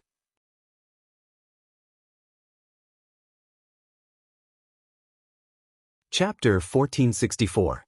A beautiful woman in a sky-blue dress leisurely walked over. She was gentle but not lacking in magnanimity, beautiful but not lacking in heroic spirit. Every frown and smile of hers carried an air of elegance and confidence. It was rare for someone to be able to fuse these two opposite temperaments together in such a harmonious manner. After the woman walked in, an extremely young and handsome man strolled in. He was dressed in a luxurious white robe and had a calm expression on his face. Two servants followed behind them, a man and a woman. The man was calm while the woman was lively. The generals present did not recognize these people and looked at them warily. Their hands were already at their waists, ready to draw their swords with a single order. The woman did not seem to sense the tense atmosphere. She looked around but did not find the person she wanted to see. She crossed her arms and glanced at Xiao Su. "Where's my little Qingyan?" "Resting." "Why you here?" Xiao Su raised his eyebrows and gestured with his hand. Everyone withdrew their hands, and their vigilance turned into curiosity towards these people. If he remembered correctly, this lawn manor should belong to the pugilistic world. Why was it here? Sima Jun did not hesitate to find a seat and sat down. Ji Linyang also sat down beside her silently, as if there was no one else in his eyes other than the woman in front of him. "I happened to pass by, so I came to take a look." Sima Jun looked left and right and snorted. "His Royal Highness, you're quite strict with your troops. If you didn't mention little Qingyan's name, I wouldn't have been able to enter. The military camp is like this. May I know what manor lord meant by that?" Although he was not familiar with these people, they were all the little fellow's friends. Xiao Su had someone serve them tea and receive them as VIPs. Sima Jun took a sip of tea and her eyes lit up. To be able to drink Biluakun at a time like this, it was obvious that they were treated well by her family. Sima Jun nodded in satisfaction and had a better impression of Xiao Su. She did not beat around the bush and directly stated her intentions. "I heard that you were in trouble a while ago and sent people to receive you. I didn't expect that no one would come. Instead, I heard that you led your troops to war, so I came to see if there was anything I could help with." She was just passing by a moment ago, but in the blink of an eye, she changed her attitude. Everyone was very surprised by this person who spoke without thinking. However, Ji Linyang and the others were very calm. It was obvious that they were already used to it. Xiao Su raised his eyebrows. Just as he was about to say something, the curtain of the tent was lifted, and a figure rushed in. "Sima is here?" He could not hide his surprise. Sima Jun saw that the person was her good friend. She was about to stand up and greet him when someone beat her to it. Xiao Su draped the cloak over the little fellow's shoulders and tied the straps. He admonished her dotingly, "It's getting colder and colder. Why didn't you wear thicker clothes when you went out? You're about to become a mother." Chu Qingyan stuck out her tongue and obediently allowed him to tidy her up. Huoling said that Sima was here. "I was too happy and forgot." Everyone covered their eyes after being fed a mouthful of dog food for no reason. The scene was too beautiful and they did not dare to look. Sima Jun poked the person beside her. "Did you see that? The gentleness of a man of steel is really enviable." Ji Linyang raised his brows. "Oh, you like this?" Sima Jun could not help but tremble at his malicious tone. She chuckled. "I'm just joking. Don't take it seriously." She suddenly seemed to wake up. "What did you just say? A mother? Little Qingyan, you're pregnant?" She leaped over so quickly that no one could see her movements clearly. It was only when she stood in front of Chu Qingyan that everyone realized that this person's qinggong was simply godly. When Chu Qingyan saw who it was, she immediately pushed her big ice cube to the side and happily held Sima Jun's hand. She nodded vigorously. Yes. Sima, long time no see. I missed you so much." Sima Jun reached out and hugged her. She jumped up happily. Long time no see, long time no see. I'm going to be a godmother." "Ha, yes, you're going to be a godmother. I can't use words to describe how happy I am right now. Please allow me to laugh 3 times. Haha." Xiao Su, who had been ignored by his wife, and Ji Linyang, who had also been abandoned by his wife, looked at each other and saw the helplessness in each other's eyes. Before the two of them could hug enough, they were pulled apart by their men. Sima Jun glared at her petty man. Thinking that her good friend was pregnant now, she reluctantly sat back down. Chu Qingyan seemed to have gotten used to her big ice cube's invisible dominance. She sat down obediently and then couldn't help but exclaim in surprise, "Sima, it's chaotic here. Why are you here?" She then turned to Ji Linyang and asked, "Master Ji, why don't you take care of Sima? Sima Jun choked on her tea. Ji Linyang was very pleased with her words and nodded solemnly. I'll take good care of her in the future. Sima Jun glared at him but couldn't hide her reddened ears. It's none of your business. Ji Linyang nodded seriously. Yes, it's none of my business. Sima Jun almost spat out a mouthful of blood. Forget it, I won't stoop to his level. She remembered the important matter and took out a token from her pocket and had Tan Ying hand it to her good friend. This is... Chu Qingyan took the token with the word, blue, written on it, puzzled. Sima Jun brushed the dust off her clothes and said with a smile, this is the blue token. It can mobilize the troops of any place in the Blue Manor. However, there's no need to mobilize them. I've already brought them here and they're ready to listen to your orders at any time. Huh? Chu Qingyan didn't know how to react. Shan Guang, who was standing behind Sima Jun, said with a smile, my master heard that you're short on manpower, so he transferred half of our men here. He hopes that they can be of help. Chu Qingyan's eyes moistened. She was extremely touched. She turned to her good friend. I appreciate your kindness, but I can't accept this token. Sima Jun waved her hand heroically. You don't have to be so polite. Just take it as a meeting gift from me to my future godson and goddaughter. You can return them to me when you're done with the war. Her tone was firm, so Chu Qingyan had no choice but to accept it. Her heart was still surging with emotions. At this time, Ji Linyang also took out a token and handed it to Chu Qingyan. This is the token of the Ji family. 20,000 troops are ready to be dispatched at any time. Not only Chu Qingyan and the others, but even Sima Jun was stunned. She clearly hadn't expected him to do this. Linyang, what are you doing? Ji Linyang smiled. Of course it's a meeting gift for my future godson and goddaughter. The generals present were stunned by the generosity of these two people who gave away troops without a word. What kind of friends did their Wang Fei make? If they weren't sending provisions, then they were sending troops and horses. This was too valiant.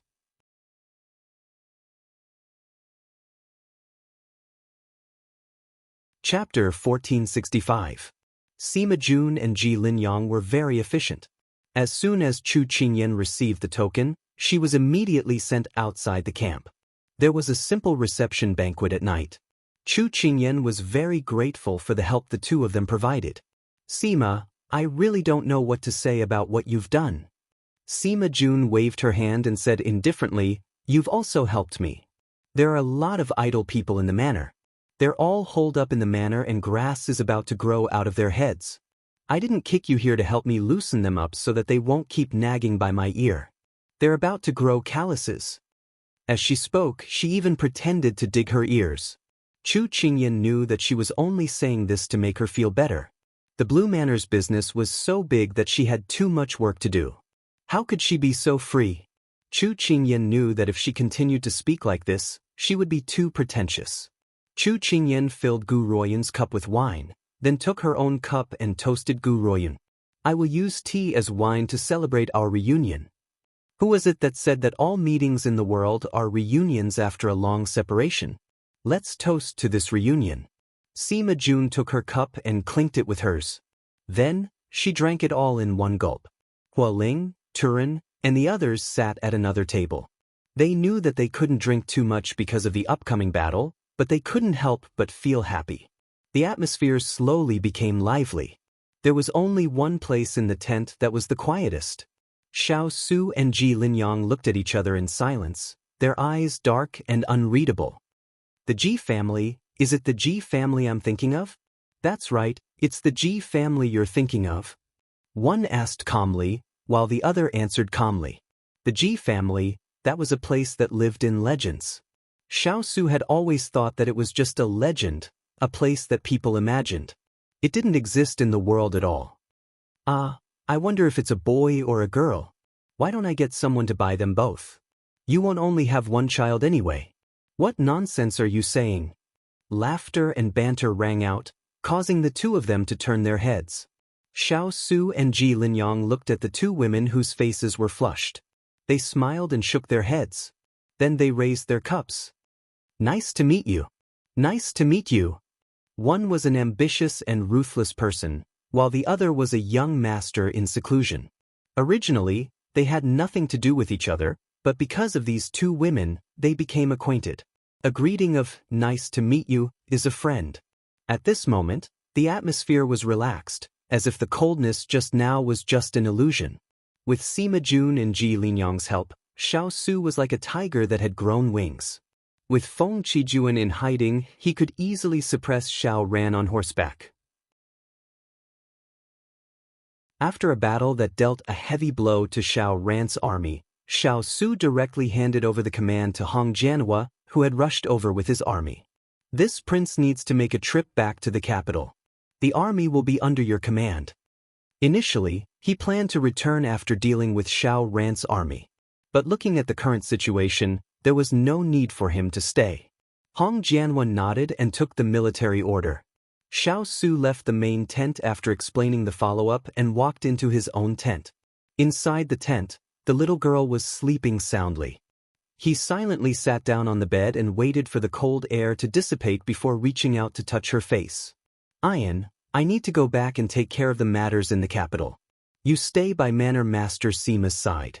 Once everything is taken care of, I will send someone to pick you up. He spoke in a low voice, filled with longing and reluctance. If she wasn't pregnant with his flesh and blood, he would have kept her by his side no matter what. If he didn't need to put an end to those matters, he wouldn't have left them at this time. Afraid of waking her up, Xiao Su didn't say anything else. He only looked at her like an infatuated man, reluctant to part. When it was about time, he tucked her in before silently leaving again. Manor Master Sima, I'll leave Ian in your care. Xiao Su met Sima Jun after coming out of the tent and said sincerely. Sima Jun sighed in her heart.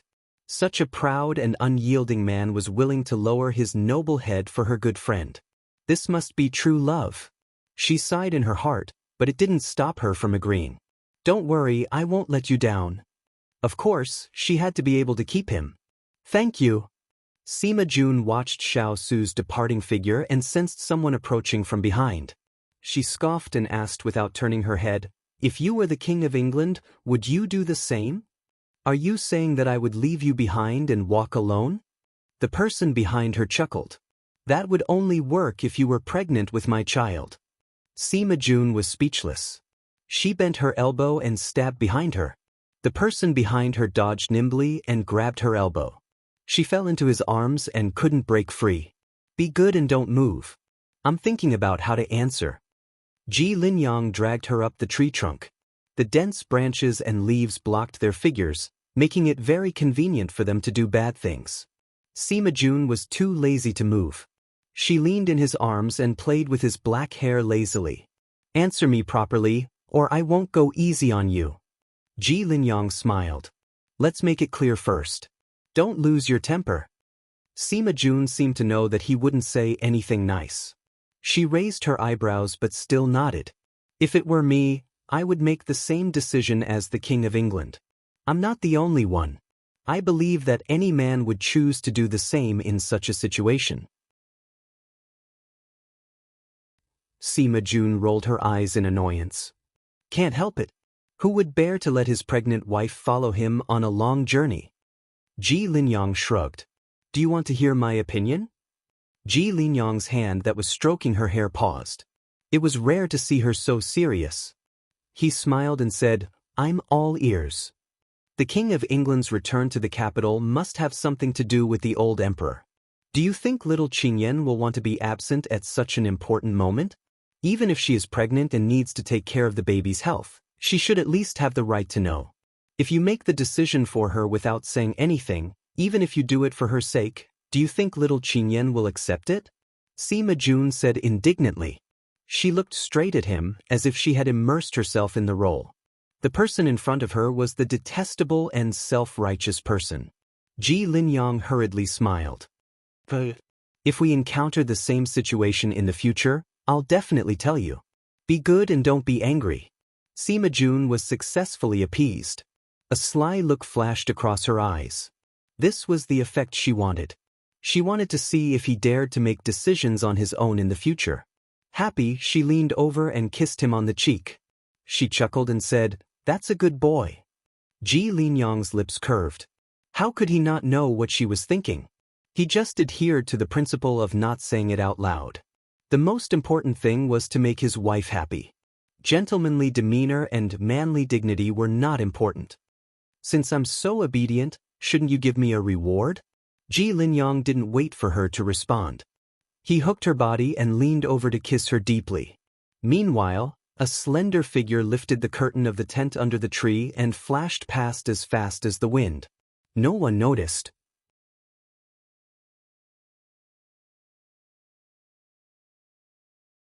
Chapter 1466.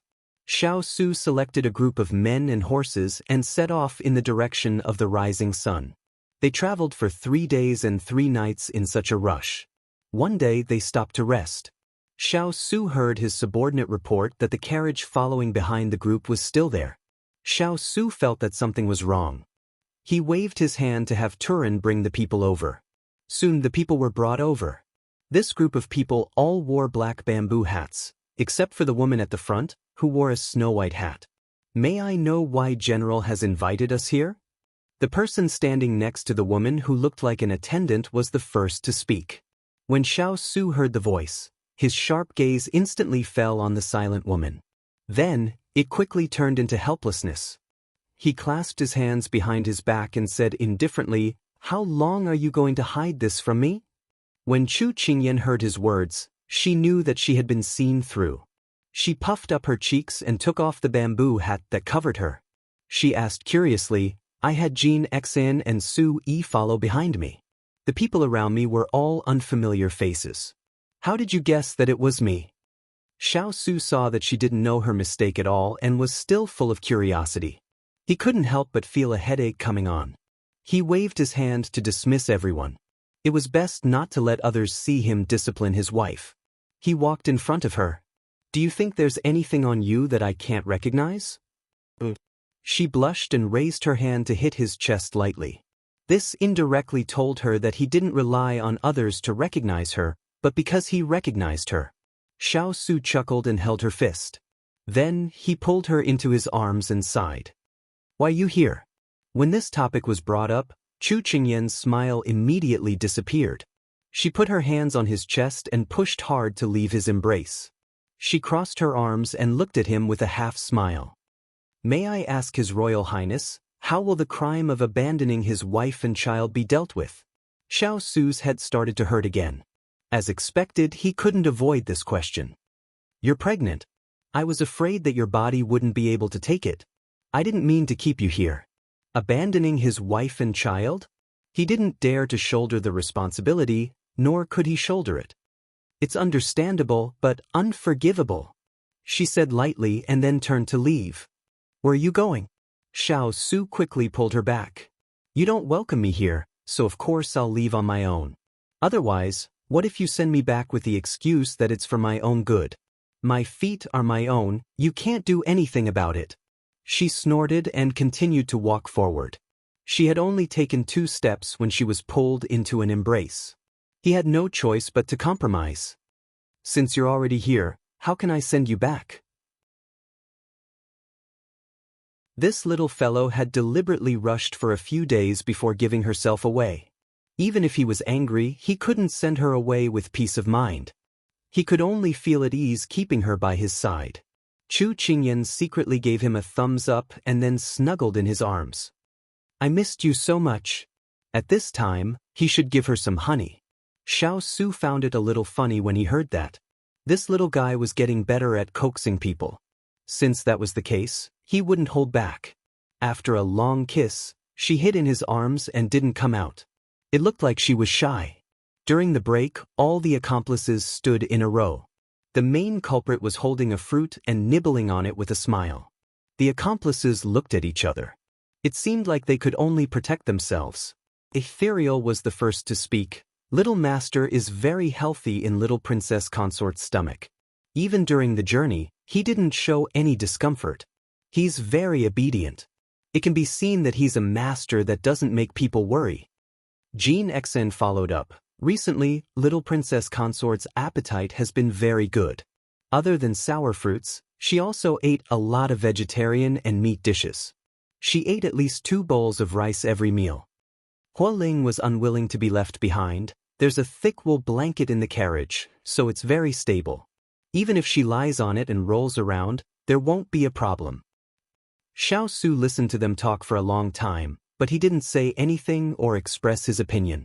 However, it could be felt that the cold air around him was slowly retreating. Thus, everyone persevered and told him everything that happened on the road. It's been hard on you. In the end, Xiao Su left these words and left. When the accomplices who had been prepared to be punished heard this, they instantly cried. "Mommy, they finally escaped." Hearing the cheers behind him, Xiao Su couldn't help but smile. He wasn't an unreasonable person. He knew that they had disobeyed his orders because of the little fellow. They had taken good care of her along the way, so it could be considered atonement. "You're not angry anymore?" Someone pulled on his sleeve. Xiao Su turned his head and saw a pair of bright and fawning eyes. He had a kind of realization that as long as she acted coquettishly towards him, even if he was full of anger, it would dissipate in an instant. He held her hand and slowly strolled on the grass. I can't even wait to dote on you. How could I bear to be angry with you? Moreover, compared to your smile, no amount of reprimand would yield to it. Then I'll accompany you back to the capital? Good. Hearing this, Chu Qingyan smiled happily. I didn't have the chance to accompany you when you experienced injustice in the past. This time, I don't want to be absent again.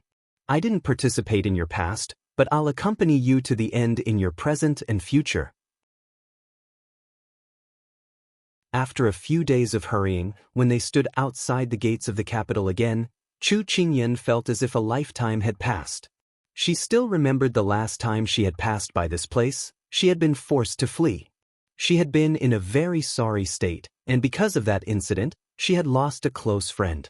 Looking at the city gate in front of her, Chu Qingyan had mixed feelings. However, for the big ice cube, the feeling was even more complicated. Xiao Su stared at the endless road in front of him, and a kind of homesickness circled in his heart. His cold fingers suddenly touched a warm softness, and then that softness wrapped around his palm, and the warmth passed from his fingertips to the depths of his heart. He couldn't help but turn his head, only to meet those eyes that were filled with worry and encouragement. He suddenly realized that he wasn't alone this time. The corners of his mouth slowly rose, and his fingers regained their warmth. He firmly held her hand and walked inside. Let's go. Her heart that had been raised relaxed because of his words. Chu Qingyan smiled and nodded. Okay. Before reaching the capital, other than eating and sleeping, the group spent all their time on the road.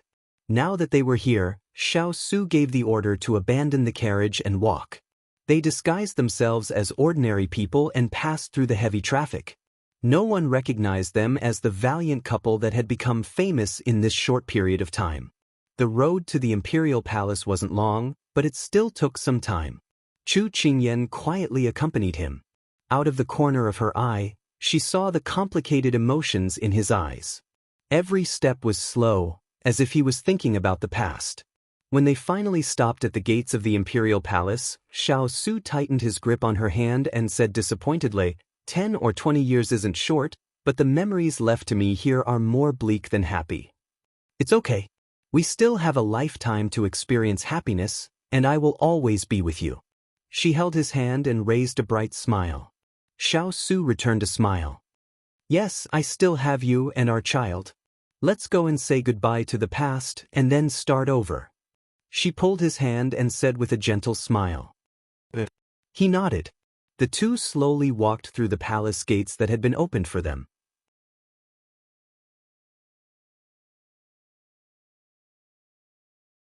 Chapter 1467. When they walked through the palace gates, everyone bowed respectfully to Xiao Su. Although Chu Qingyan was extremely shocked, she knew that now was not the time to ask questions. She lowered her head and followed him into the palace. Although she hadn't entered the palace many times, she still remembered every blade of grass and every tree here. She didn't know if it was because of her mentality or because it was late autumn, but she felt that everything in front of her had a bleak and somewhat oppressive feeling. Xiao Su held her hand tightly and asked in a low voice, "Are you not feeling well?" She had always admired the big ice cube's meticulous and sensitive mind. She shook her head lightly. "I'm fine." Xiao Su touched her face and hand. After finding that there was nothing wrong with her, he felt reassured and continued to lead her inside. When they reached the palace where the Sichuan emperor lived, a familiar figure appeared in their line of sight. When she saw the gentle expression on his face, Chu Qingyan suddenly felt a bit sad. After not seeing him for half a year, he seemed to have lost a lot of weight. If Zijing saw him like this, her heart would probably ache immensely. "Imperial brother, imperial sister-in-law, welcome back to the palace." Xiao Ho cupped his hands in greeting to the two with a warm and sincere smile. Xiao Su returned the greeting, a trace of a smile in his eyes. "It's been hard on you these days." "Imperial brother, what are you saying? This is what this younger brother wants to do." Xiao Ho waved his hand, then said, "I also have to congratulate imperial brother and imperial sister-in-law. Soon you will have a child. I can also be an uncle." There was a bit of envy, but more blessings. Chu Qingyan's face was slightly red. She lowered her head and gently stroked her belly. She replied, "It seems that the baby will be doted on by many people in the future." "Of course." Xiao Su hugged her waist as he spoke matter-of-factly. Xiao Ho smiled. Looking at the sky, he reminded her, "Consort Yu is in the palace feeding imperial father medicine. It's just the right time to go now." Although she didn't know what role Xiao Ho played in the Big Ice Cube's plan, she could guess a thing or two from their conversation. Chu Qingyan felt a lot closer to this gentle Xiao Ho than before. She did not know if it was because of Big Iceberg or because of Zijing's relationship with him. "Then let's go."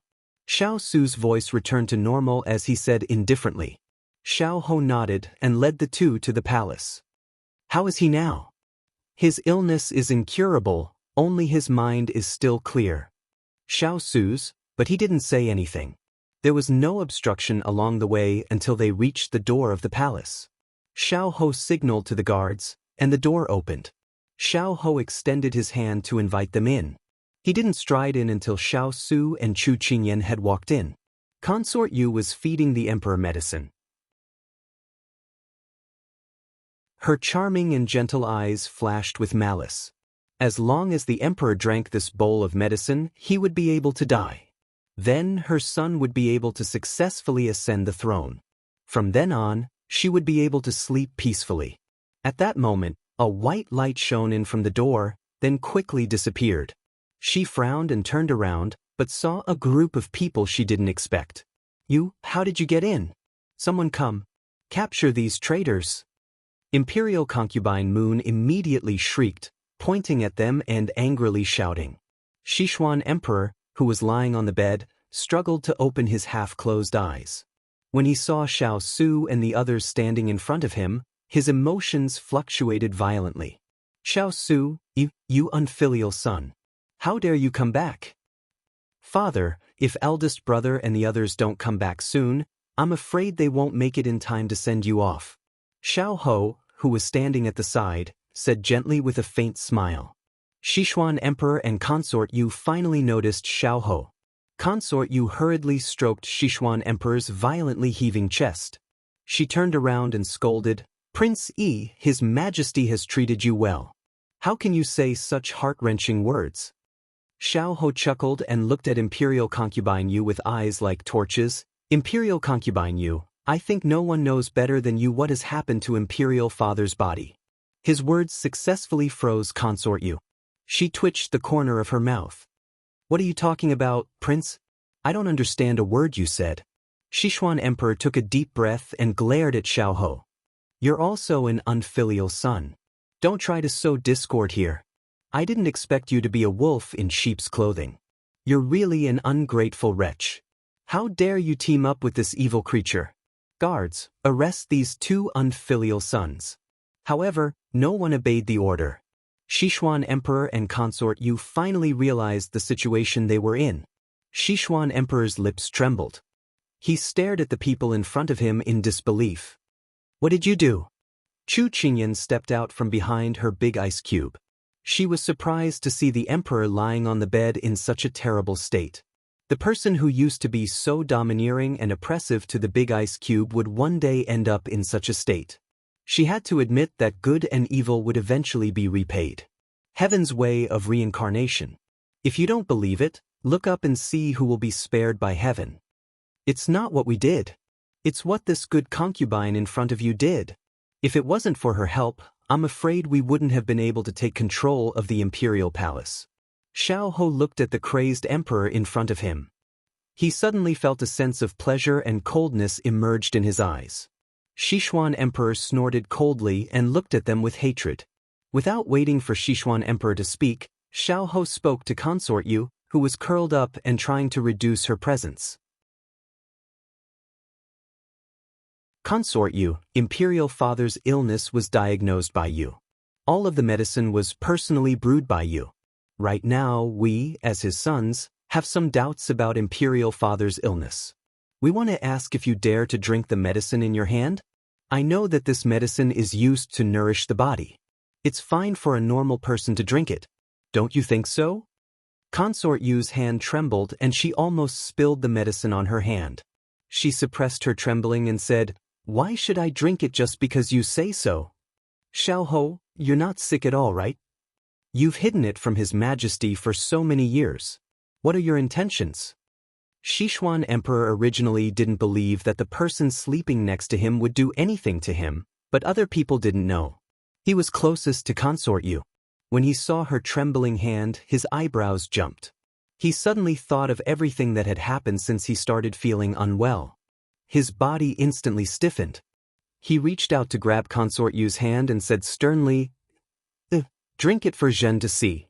Consort Yu thought that she had successfully diverted attention to Xiao Ho, but she didn't expect Sichuan Emperor to suddenly grab her. She looked at him in a daze and then bit her lip in silence. Seeing her reaction, there was no need to verify anything. The last glimmer of hope was extinguished the moment Sichuan Emperor let go of her hand. "If Zhen has treated you well, I wish I could dig out my entire heart for you. Why did you do this?" Consort Yu's medicine bowl fell to the ground. The black soup covered the ground and the air was filled with a bitter smell.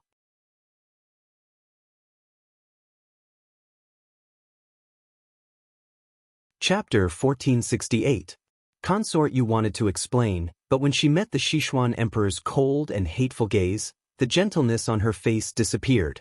All that was left was undisguised hatred. "You want to give me your heart? Then why did you make things difficult for the Fu family? Why didn't you make Ranner the crown prince? Why did you wait so long before marrying me into the palace?" Imperial concubine Moon hysterically screamed. She no longer had her usual gentle and kind appearance. At this time, it would be more appropriate to describe her as a shrew. Make things difficult for the Fu family? That was to help Ranner clean up those corrupt officials so that they would not become obstacles in his way in the future. Make her the crown prince? The draft of the crown prince's edict was in the imperial study, but he had not found the right time. Marrying her into the palace was because his foundation was not stable. He could not compete with the Liang family and give her stability. Unfortunately, he did not have the strength to explain these answers, and she probably would not listen. At this time, a figure rushed into the hall. The guards following closely behind her looked at Xiao Ho with self-blame. When Xiao Ho saw who it was, he looked at his imperial brother beside him. In the end, he waved his hand for the guards to leave and leave the person behind. All of this happened too quickly. Before Chu Qingyan could react, Empress Liang appeared. At this time, she had lost her previous glamour. Although her clothes were still gorgeous, they could not hide the age on her face. In the short time that they had not seen each other, she had aged more than 10 years. She did not look at the people present. Instead, she walked step by step toward the dragon bed. Under the Sichuan Emperor's stunned gaze, she stood a few steps away from him and looked at him in a daze. In the end, she laughed helplessly, self-deprecating and sorrowful. After laughing enough, Empress Liang pointed at Consort Yu and shook her head at the Sichuan Emperor. She said softly, "Your Majesty, look. You would rather give your heart to this vicious woman than look at me." Sichuan Emperor looked at her in a daze. Empress Liang continued, if I hadn't met you, I wouldn't have dragged the Liang family onto your boat. If I hadn't met you, there would be no harem fighting, no concubines fighting for favor. I would still be that carefree Liang Yuan. There would still be blue skies and grasslands. I could wield my sword, drink my wine and ride my horse. But there are no ifs in life. I turned against the person I loved the most, and I forced my child to never see him again. Xiao Yuelang. Hearing her call his name, Sichuan Emperor looked at her deeply with trembling lips. If I could restart my life, I would never want to meet you again. Empress Liang laughed until tears came out of her eyes. Empress. Without waiting for Sichuan Emperor to say anything, Empress Liang turned around and staggered out of the hall. He had never said anything to her before, so there was no need to say anything now. When she walked to Xiao Su's side, she smiled bitterly. Child, I'm sorry. Xiao Su bowed his head, and his face turned pale in an instant. Chu Qingyan held his hand with heartache. Xiao Su turned to smile at her and comforted her. After speaking, Empress Liang slowly walked out of the hall like a wandering soul. On a spring trip, apricot blossoms blew all over my head. Which family's young man is so romantic? This concubine intends to marry you for the rest of my life. Even if I'm heartlessly abandoned, I can't be embarrassed. She still remembered that day when he stood under the tree with the apricot blossoms blowing all over his shoulders. It was so moving. Now that she thought about it, it was probably just a trap for him to win over the Liang family. Forget it, let's just leave it at that. When Xiao Yao received the news and appeared in the hall, he just happened to brush past Empress Liang's departing figure. He didn't stop walking to his two brothers' side. When he saw Sichuan Emperor's lonely and aged appearance, he couldn't help but be shocked. In the end, he could only sigh softly. The West Xian Emperor stared blankly at Empress Liang's departing figure. He suddenly thought of many things. That girl's smile was as bright as a flower, her unrestrained and carefree personality. He didn't know when she had started to change, but the root of it all was still his fault. Looking at the concubine he had doted on his entire life and the 3 sons he had neglected, Sichuan Emperor's heart suddenly felt powerless. The woman he had loved his entire life had mercilessly pointed a sharp blade at him in the end. And the woman he had neglected his entire life had been hurt the most by him in the end. He had never looked at his sons properly, but now they had grown to the point that he couldn't recognize them. Only now did Sichuan Emperor realize that his life had been such a failure. Consort Yu had already been dragged away by Xiao Su. Only the father and son were left in the hall. It wasn't easy for you to hide it from us for so many years. Now, all of this has something to do with you. The West Xian Emperor looked at him coldly. Xiao Ho coldly laughed. Just now, Consort Yu asked me what my intentions were. I did have one. Most likely, it was to avenge my imperial mother and my Luo clan. Sichuan Emperor wasn't surprised. He bitterly smiled, so you knew. Although we let your imperial mother down, we don't regret it. Xiao Ho coldly smiled but didn't say anything. Sichuan Emperor turned to look at Xiao Yao. Although he didn't care much about this child, he at least cared about him. Why did you do this? All these years of fooling around with women was just a smokescreen. Xiao Yao glanced at him and self-mockingly said, Imperial father, if I didn't do this, I would have become a thorn in your side like eldest brother, right? You only have 4th imperial brother in your eyes. When have we brothers ever existed? If you weren't so biased, I wouldn't have become a prodigal son who couldn't return to his home even though he had one. Sichuan Emperor choked. At this time, in the face of his own flesh and blood's complaints, he also began to doubt the things he had done in his life. Xiao Ho and Xiao Yao took one last look at the person on the bed, then prepared to leave the inner hall to their eldest brother. Xiao Su looked up at them. You're not going to say anything else? Xiao Ho bitterly shook his head. There's nothing else to say. Xiao Yao also silently shook his head. At this time, not adding insult to injury was already the most benevolent thing they could do to their biological father. Xiao Su nodded, and the two of them walked out of the bedchamber without looking back. Sichuan Emperor felt embarrassed and sad that his 2 sons didn't want to leave. He had been so harsh on them in the past, and now it seemed that he didn't have the face to ask them to stay to accompany him in his final days. From just now until now, she had witnessed scene after scene of the imperial family's secrets. Chu Qingyan felt that her brain capacity wasn't enough.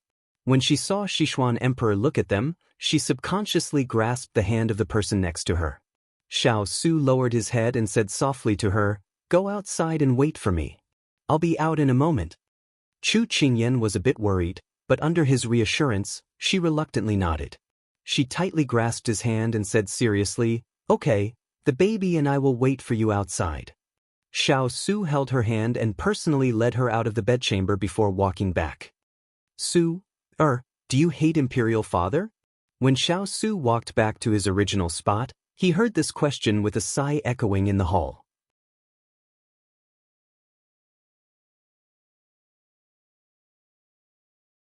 Chapter 1469. Xiao Su was a bit absent-minded when he heard this word. At first, he probably hated him, but when he wanted to kill him, he didn't hate him anymore. Perhaps it was because he found the warmth of his life and couldn't bear to waste time on someone who didn't matter to him. "I don't hate him," he said indifferently. Upon hearing this answer, the Sichuan Emperor was both surprised and somewhat understanding. The sunlight outside the window shone on him, making him radiant in a way that he didn't have. The light in his eyes dimmed, and he said indifferently, "Then what do you want to say to me?" "I have nothing to say." Xiao Su flatly refused. The Sichuan Emperor was stunned, and then he heard him say, "I thought you had something to say to me." The Sichuan Emperor laughed sinisterly. Su, do you know what I dislike about you the most? You're too calm, so calm that it's frightening. It's normal for an adult to have such a temperament, but back then, you were still a teenager who wasn't even 10 years old, so I had to guard against you." Xiao Su remained silent. He could somewhat understand how his two brothers felt, even though they had a lot to say, but in the end, they couldn't say it. In the face of such a person, those words had lost their desire to speak, and they had lost their meaning.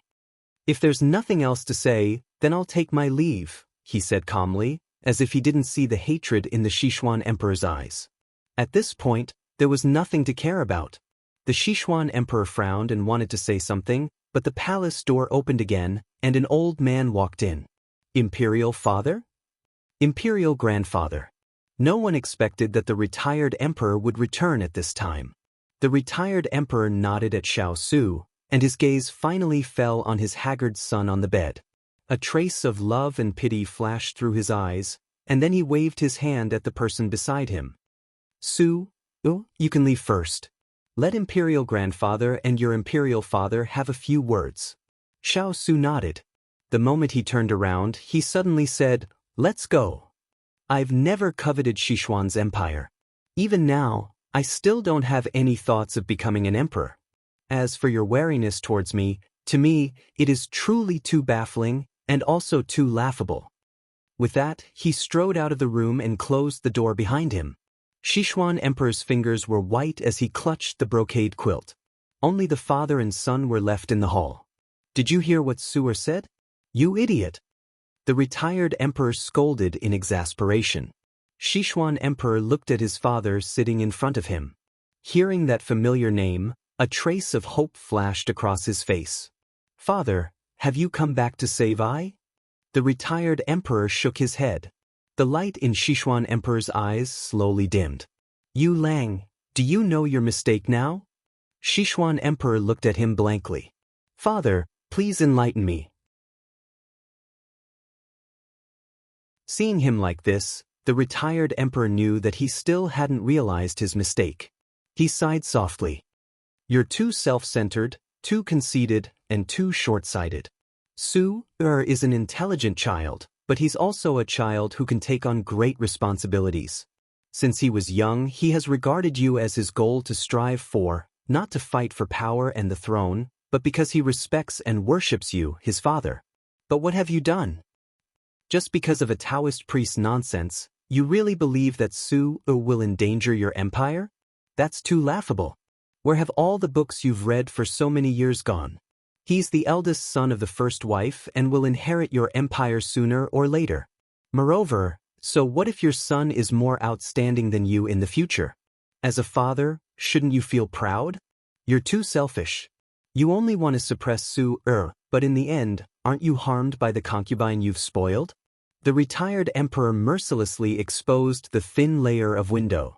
You're jealous that Su-er is smarter than you, and that's why you've ended up like this. Yu Lang, you've disappointed father too much. Sichuan emperor's face turned even paler.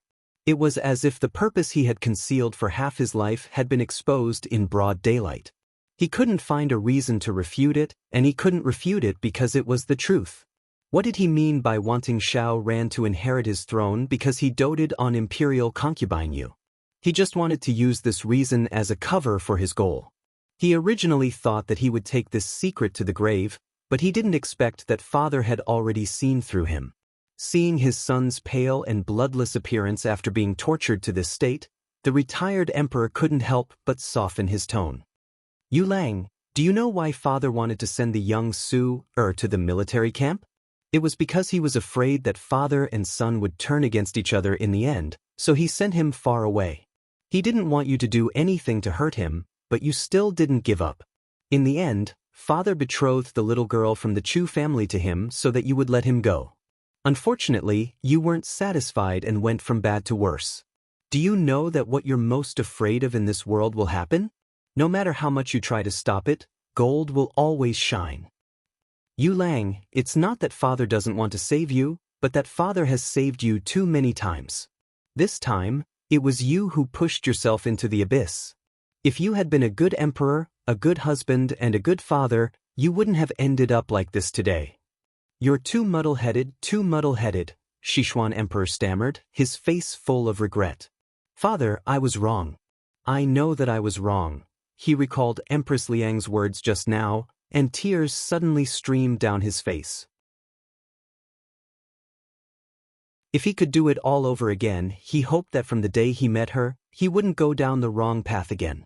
When the retired emperor opened the door to the hall, he seemed to have suddenly aged a lot. Your father has passed away. One of the most painful things in life was to see one's child die before one's own. He loved his son dearly, otherwise, he wouldn't have passed the throne to him. Unfortunately, Sichuan emperor's death was reasonable for those in the know, but for those who didn't know, it was unexpected. That emperor who made people resent him left just like that? Chu Qingyan was stunned, and then followed the people around her to kneel down. In the past, she always said that she wanted to avenge the big ice cube, but now that he was really gone, her heart was at a loss. This person, whether rich or poor when he was alive, didn't he end up with a cup of yellow soil in the end? At this time, the retired emperor handed a bright yellow imperial edict to the eunuch beside him. The eunuch immediately unfolded it and read, "The King of England, Xiao Su, has a kind and generous character, and is very much like Zhen. His determination can't be taken away, and his heart can't be moved by great confusion. Zhen wishes to pass the throne to the King of England, Xiao Su. All the princes should work together as one to support the new emperor. Important officials should wholeheartedly assist the ruler and support the country together. Here it is." At the end of the speech, everyone cheered in unison. Xiao Su took the imperial edict, and the retired emperor walked in front of him. He patted his shoulder and said earnestly, "I didn't expect that there would be a day when imperial grandfather would pass the throne for the second time. You have to take good care of the country that your father emperor didn't protect well. Don't disappoint your ancestors." Xiao Su nodded, and the retired emperor left with his hands behind his back in satisfaction. At this time, Xiao Su held the little fellow's hand and lowered his head to give her a gentle and doting smile. "In the future, I'll have to trouble you to accompany me in this deep palace." Chu Qingyan returned a sweet smile. "It's my honor. It's my fortune to meet you."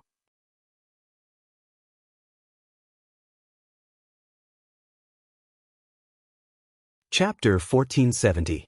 For Chu Qingyan, everything that had happened in this period of time was like a dream. Yet, when she woke up, she was told that everything was real. The Sichuan emperor had passed away, and the new emperor had been confirmed. But everything was not over.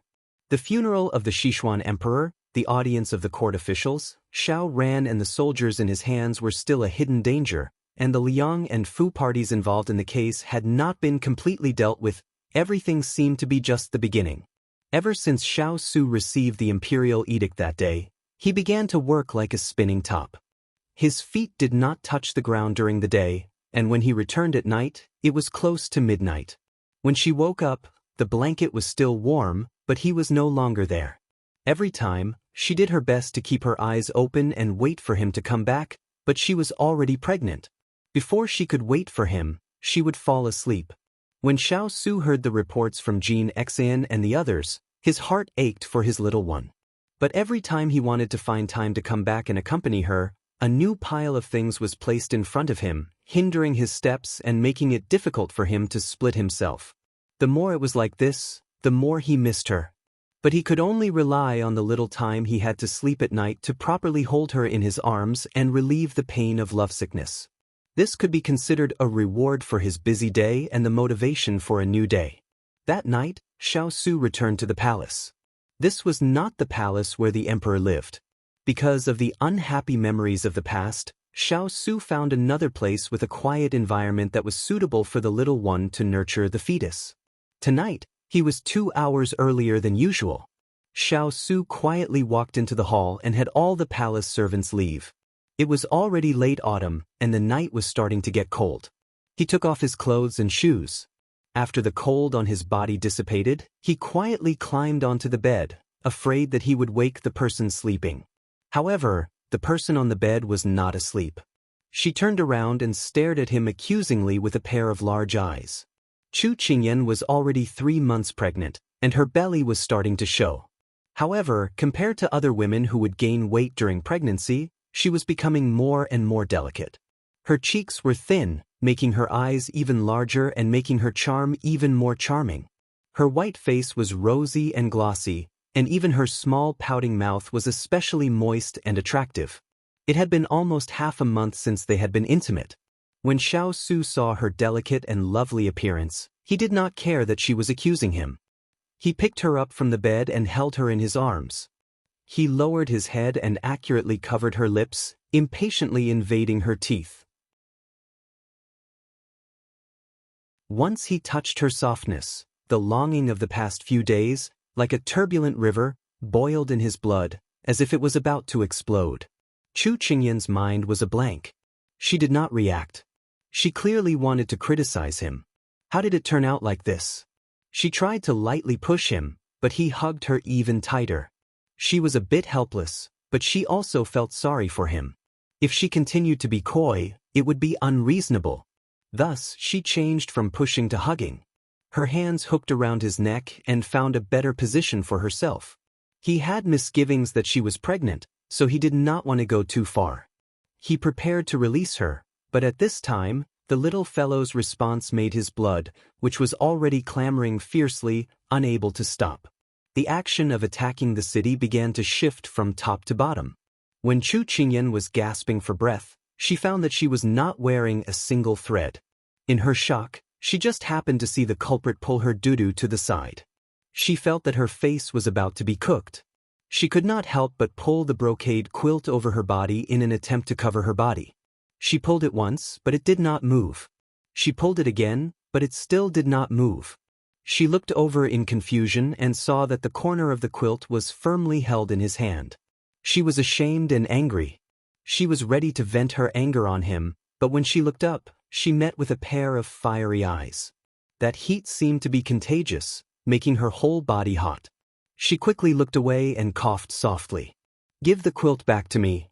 Her snow-white skin was tinged with red, and in the warm firelight, it emitted a faint luster. Her hair hung down, black and smooth, hanging over her shoulders, half covering her graceful and enchanting body. Chu Qingyan, who turned her head away, did not notice her appearance at this time. She wanted to say something, but she did not, which made his throat even more thirsty. The light in Shenmo's eyes dimmed a little, and his voice was imperceptibly hoarse. "Not giving it back. Give it back to me. Not giving it back." Back and forth, no one moved, but the atmosphere in the bed did not cool down. Instead, the temperature rose. Chu Qingyan could not bear it anymore. She turned her head, wanting to argue with him. However, just as she was about to move, she caught a glimpse of a huge shadow coming towards her from the corner of her eye. She blinked, and before she could react, the world spun around her. Her back was already pressed against the bed, and the shadow in front of her enveloped her, trapping her tightly within an inch of his chest. She opened her eyes, and that handsome face came into her sight.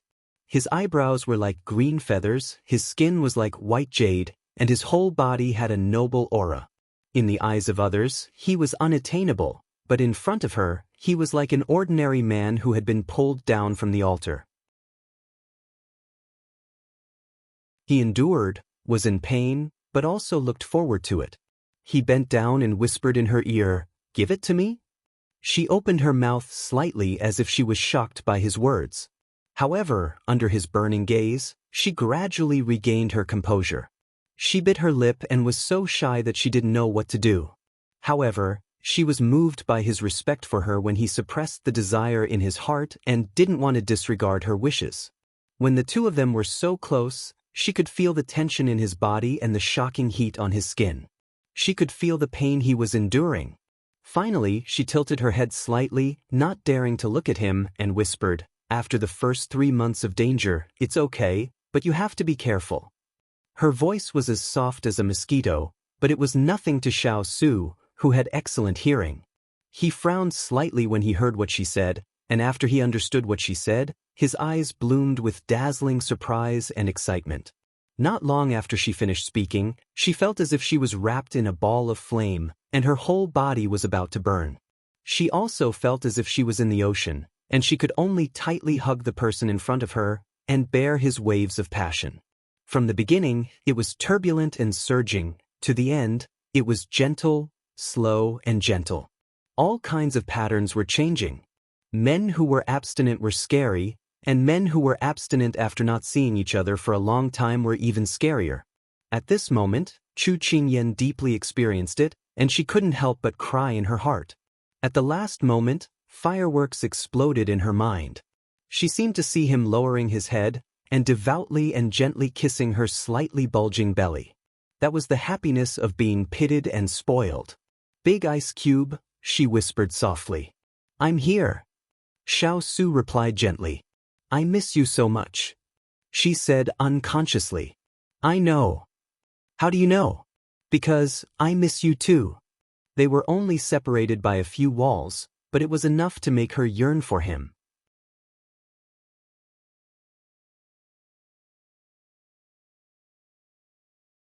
Chapter 1471. It was late at night and the night breeze was chilly. Inside the room, after a sweaty workout, she did not feel cold at all. But Xiao Su still carefully wrapped her in the blanket and pulled her into his embrace. Chu Qingyan wanted him not to be so cautious, but under his serious gaze, she let him do as he pleased. "Are you thirsty? Do you want to drink some water?" Because of the weather and her pregnancy, there was always warm water in the hall.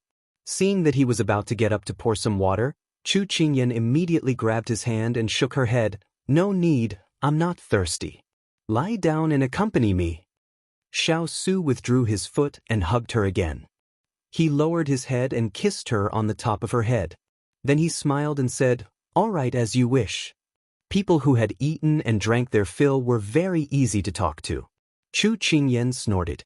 Although he was worried about the baby in her stomach, he had so many tricks up his sleeves that when she thought about it, she wanted to grab the blanket and cover her face. But she did not forget that she still had important things to do. "Humph, you've been so busy recently that you don't even want your wife and child? Tell me, are you seeing someone outside?"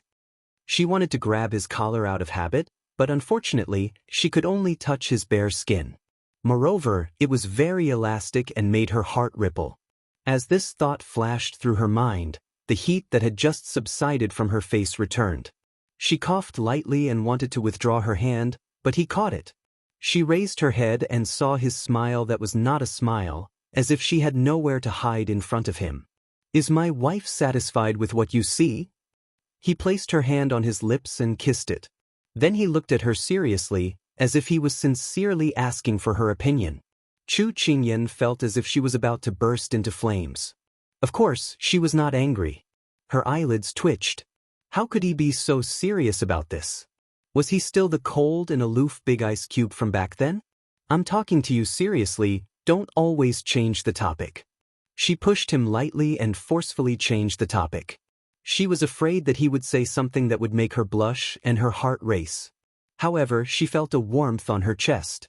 She heard him say, "Ian, your heart is beating so fast." His innocent words and impure touch made her want to grab the blanket and cover herself. Just as she was about to go crazy, a low chuckle came from above her head. Then, she fell into his broad embrace again. "Alright, I won't tease you anymore.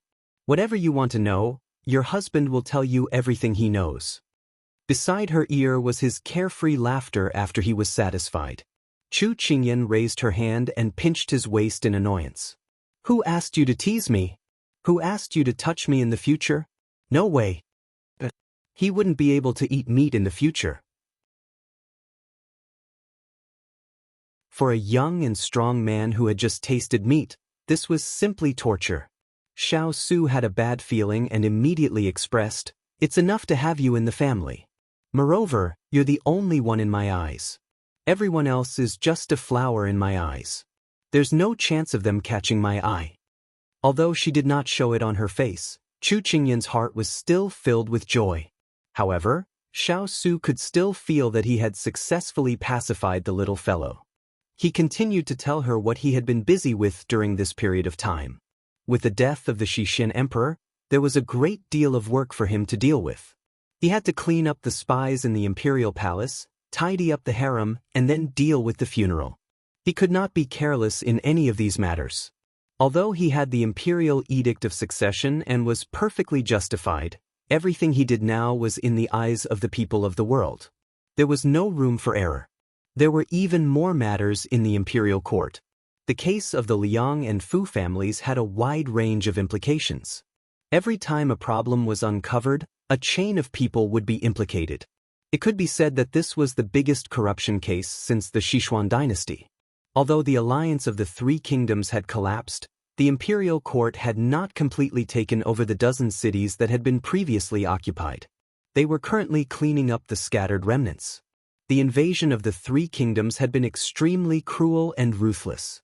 Basically, every city had been severely damaged. Not only did they have to settle the displaced people, they also had to stabilize the city. There were many things waiting to be done. Now, on Xiao Ran's side, including the soldiers sent by the Sichuan emperor, he had at least 80,000 soldiers. In the battle with Wulin, they had suffered a crushing defeat. However, Xiao Ran had made a prompt decision to retreat and avoid pursuit. Now, he was entrenched in the Great Plains in the north. Using the geographical advantage, he was engaged in a tug-of-war with Xiao Su's army, eyeing the capital like a tiger eyeing its prey. Now that everything is settled, Xiao Ran, that child, is really stubborn. Chu Qingyan leaned in his arms and shook her head. Xiao Su stroked her black hair and continued, "Actually, after we left, Xiao Ran had already planned to fight to the death with our people. According to the plan, they would have been exhausted in less than half a month. However, he did not expect that when the emperor had just died and the palace was in chaos, Consort Yu would take advantage of the chaos to escape. She even sent a message to Xiao Ran. That was why Xiao Ran reacted so quickly, retreating in order to advance." Hearing this, Chu Qingyan couldn't help but think of that day in the Sichuan emperor's bedchamber, the crazed and savage Consort Yu. Then she thought of the first time she met Xiao Ran, the Xiao Ran that she played with, the Xiao Ran that sent her out of the capital, the Xiao Ran that she met 5 years later, the Xiao Ran that gave her 5 years of trinkets, and finally the Xiao Ran that asked her why she couldn't like him. She had always thought that it was because people were fickle. Now that she thought about it, he had been influenced by his mother. If it wasn't for someone constantly fanning the flames by his ears and leading him down the wrong path, given his nature, he wouldn't have ended up like this today. She told her thoughts to the big ice cube and sighed. Xiao Su was silent for a while and then said faintly, "At birth, people are inherently good, but how many people in this world are good? He can't stay true to his heart. If his heart was firm, he wouldn't be so easily influenced by others. Chu Qingyan deeply agreed. That's right, he can't blame anyone else. As she spoke, she lowered her head and stroked her belly. She said in a low voice, "In the future, we have to educate our baby well. Don't let him go down the wrong path and be an upright person." He held her hand and she leaned into his embrace.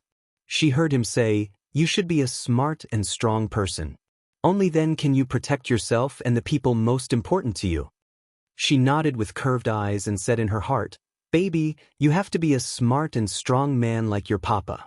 The unborn baby had a helpless expression. He hadn't been born yet, but his father and mother had placed such high hopes on him. How could he have a happy childhood? Baby's heart was bitter, but baby didn't say it. The dead of night was suitable for rest and recuperation, but it was also suitable for doing some shameful things. A bright yellow imperial edict was delivered to Xiao Ran, but the contents were not the same as the one that Xiao Su had received.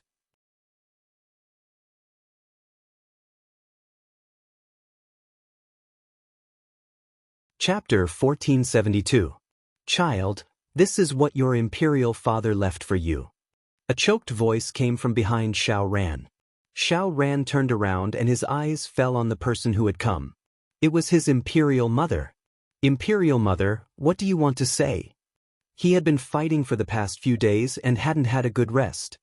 His clear voice was a bit hoarse and his young and handsome face was weather-beaten. The light in his eyes had been worn away and was replaced with a calm steadiness. Consort Yu's hand that was wiping the corners of her eyes paused.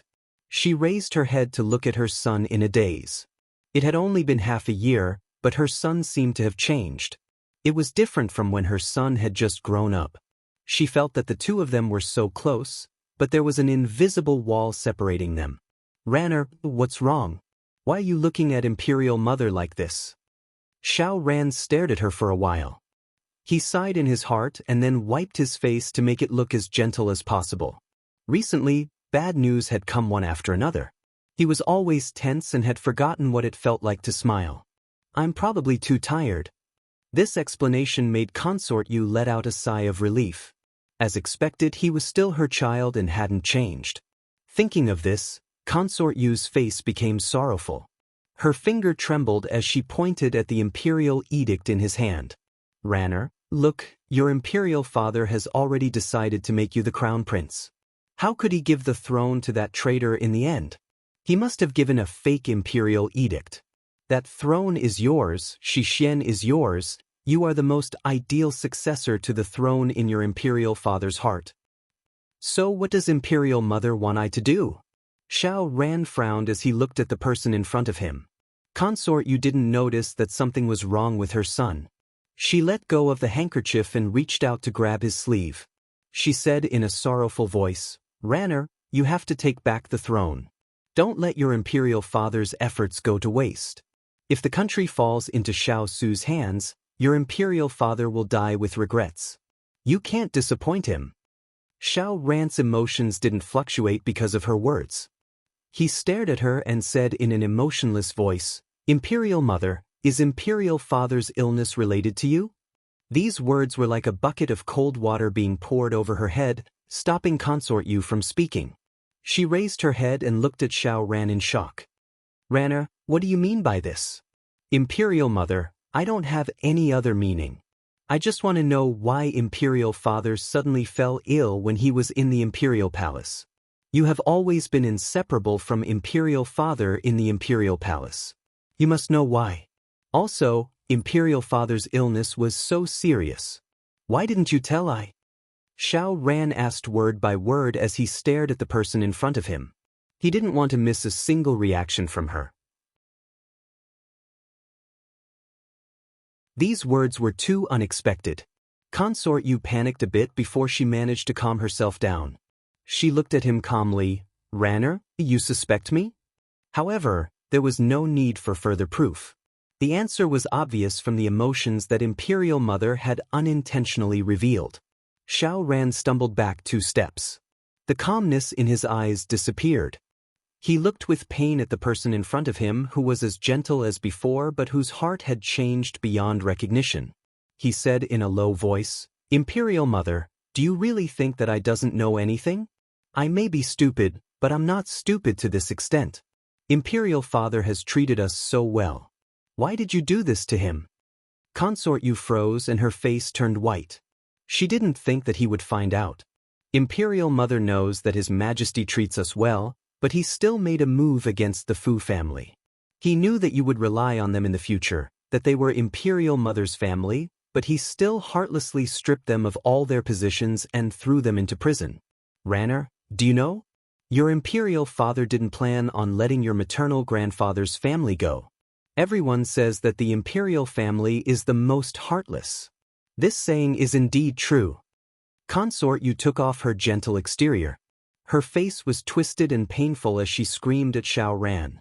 She didn't look like the beautiful Imperial consort at all. Xiao Ran was stunned. It was the first time he had seen Imperial Mother reveal such an expression. It was so strange and terrifying. But even if it was like this, you shouldn't have done this to him. If he hadn't protected us wholeheartedly, we would have been swallowed up by the dark harem. These words struck Consort Yu's heart. She suddenly calmed down. She didn't look like she was baring her fangs and brandishing her claws. She looked as if she had lost her soul after being pulled out of the water. She raised her hands to cover her face and sobbed, I didn't know that he was planning on making you the crown prince. If I saw the imperial edict earlier, I wouldn't have acted so quickly. There would still be a chance to save everything. He didn't say. Xiao Ran's blood seemed to freeze.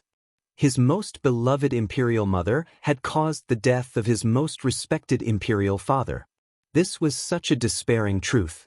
Love was gone, familial love was gone. In a single night he seemed to have lost everything. Consort Yu's face was covered in tears. She raised her head to look at the bright yellow silk in her son's hand. It was as if she had seen a ray of light in the boundless emptiness. She threw herself at Xiao Ran and tightly hugged his hand. She said emotionally, Ranner, Imperial Mother knows that she was wrong. If everything could be redone, Imperial Mother definitely wouldn't have harmed your Imperial Father. Now, it's too late to say anything, but we can't let your Imperial Father die with regrets. At that time, your Imperial Father was seriously ill, but it wasn't to the point of no return. He spent his last moments with Xiao Su. Perhaps your Imperial Father was... Consort Yu had twisted the truth. At that time, Sichuan Emperor's illness had reached the point of no return. All of this had been caused by her own hands. Xiao Ran's hands trembled. His gaze was unfocused as he looked at her. You're saying that the one who caused Imperial Father's death was Imperial Brother? Who else could it be? Consort Yu guiltily looked away from her son's gaze. She said in a hateful tone, Your Imperial Father wanted to make you the crown prince, so how could he change his mind and make him the new emperor before his death? If he didn't use some tricks, how could he have the chance to sit on the throne? Xiao Ran lowered his head. His hands slowly clenched into fists as pain appeared on his face. Consort Yu thought that he had understood and continued, There's one more thing that Imperial Mother thinks you need to know. What is it? Xiao Ran indifferently said. Chu Qingyan is pregnant. According to the time, it's already been more than 3 months. Consort Yu looked at him and slowly said. As expected, she saw his entire aura change. His entire person was filled with pain and sorrow. A trace of coldness flashed through her eyes. This Chu Qingyan was a disaster, but now she could be used. Ranner, we still have people in our hands. Go and take back what belongs to you. Xiao Ran pursed his lips. A trace of sorrow flashed through his eyes. In the end, he nodded in agreement. All right. No one knew how much despair he felt at this moment, but there was still a trace of light in his heart.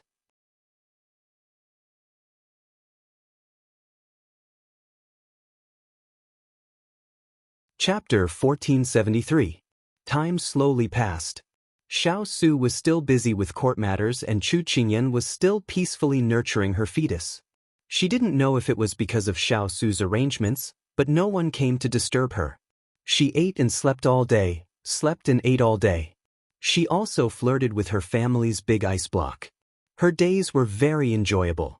Xiao Su was afraid that she would be lonely in the palace, so he brought Chu Mu's mother over to accompany her.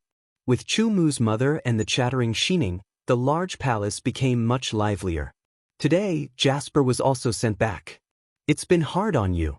Chu Qingyan leaned back in her chair and smiled as she looked at the person kneeling in front of her. Jasper stood up and her normally serious face revealed a happy smile. It's not hard. This is what this subordinate should do. After that was brought back to the palace, there was no news for a long time. Jasper temporarily joined Water Spirit's people to help. After she reunited with Big Ice Block, Jasper was sent to another place and only came back today. You came back from the outside, so you must know a lot of news. Tell me what's going on outside? Big Ice Block didn't like her to worry, so he always picked some good news to tell her. But she knew that there weren't so many things that went smoothly. Now that Jasper came back, she could ask her about it.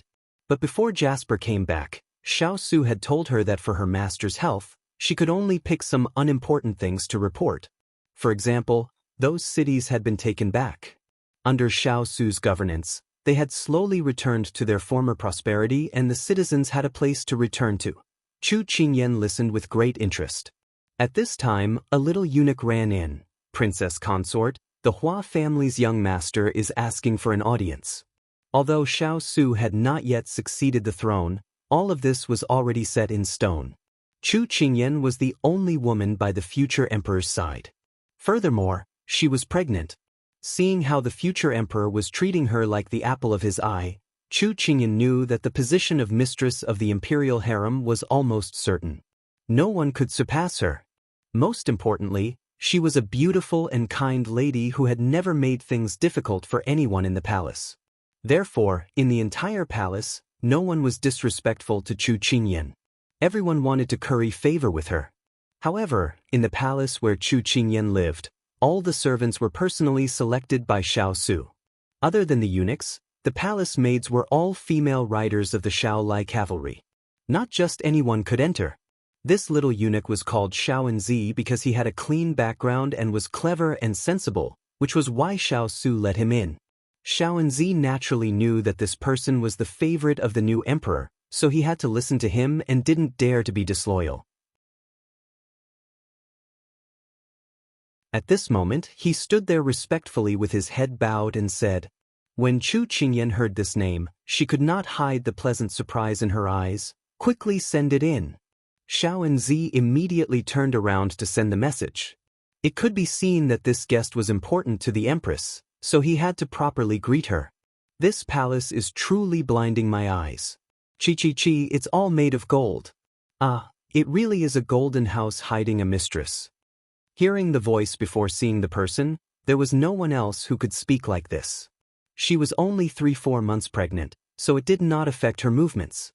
Chu Qingyan stood up to greet her. When she heard this, she couldn't help smiling. If you like it, I'll have your Sir Lin build you one. Hua Xiao walked over to hold her hand. Hearing this, she rolled her eyes. With his personality, he's so stingy. It's good enough that I don't starve to death, let alone build a golden house? If I go back and have a dream, it might come true. Chu Qingyan knew that she was exaggerating. She loved her Sir Lin too much, so how could she bear to mock him? It was just that he was not in front of her, so she was just talking. She wanted to take revenge for being bullied by him. Just as expected, that's right, Hua Xiao blinked her eyes and shook her good friend's sleeve. She smiled mischievously and fawningly. That's right, that one in your family will be the emperor in the future. Can you talk to him and have him raise my family's salary a bit? Otherwise, with his meager salary, how will he support his family in the future? Chu Qingyan imitated her earlier chi, and looked at her with a smile that was not a smile. Weren't you disdainful just now? Why is your heart aching now? But I can't do the things of an evil concubine, so you should put away these thoughts. Hua Xiao let go of her sleeve and sat down by herself. She looked like the world was degenerating with each passing day. Sure enough, after turning over, you don't recognize people anymore. My heart is sad, but no one knows my sorrow. Xining at the side laughed. Young Master Hua, in Jiangnan, if you dare to say that you don't have money, then no one dares to say that they have money. Hua Xiao looked like she was sad for her misfortune and angry for her failure to fight. You little girl, you've learned how to make fun of people from your master. Be careful, or I'll have your master directly wrap you up and send you to Gene Exin, so that you won't be an eyesore in front of me. These words successfully made Xining blush. She stomped her feet and immediately hid behind Jasper, causing everyone to burst into laughter. Gene Exin was now the commander of the Imperial Guards and was responsible for the security of the palace. His future was limitless. Chu Qingyan also planned to be a matchmaker for the two of them when everything settled down. After chatting and laughing, the entire palace became lively. At this time, Hua Xiao restrained the smile on her face and said seriously, "That's right, have you heard? It's about your family's ascension." "What do you mean?" Chu Qingyan also became serious. She knew that her good friend wouldn't bring up this matter for no reason. Hua Xiao sized her up and frowned. "It seems that you really don't know. That person in your family has really protected you too well. Now I'm in a dilemma. Should I tell you or not?" Chu Qingyan immediately raised her eyes and locked them on her good friend in front of her with a serious expression. She couldn't back down. "Since you've already spoken, there's no reason to stop halfway.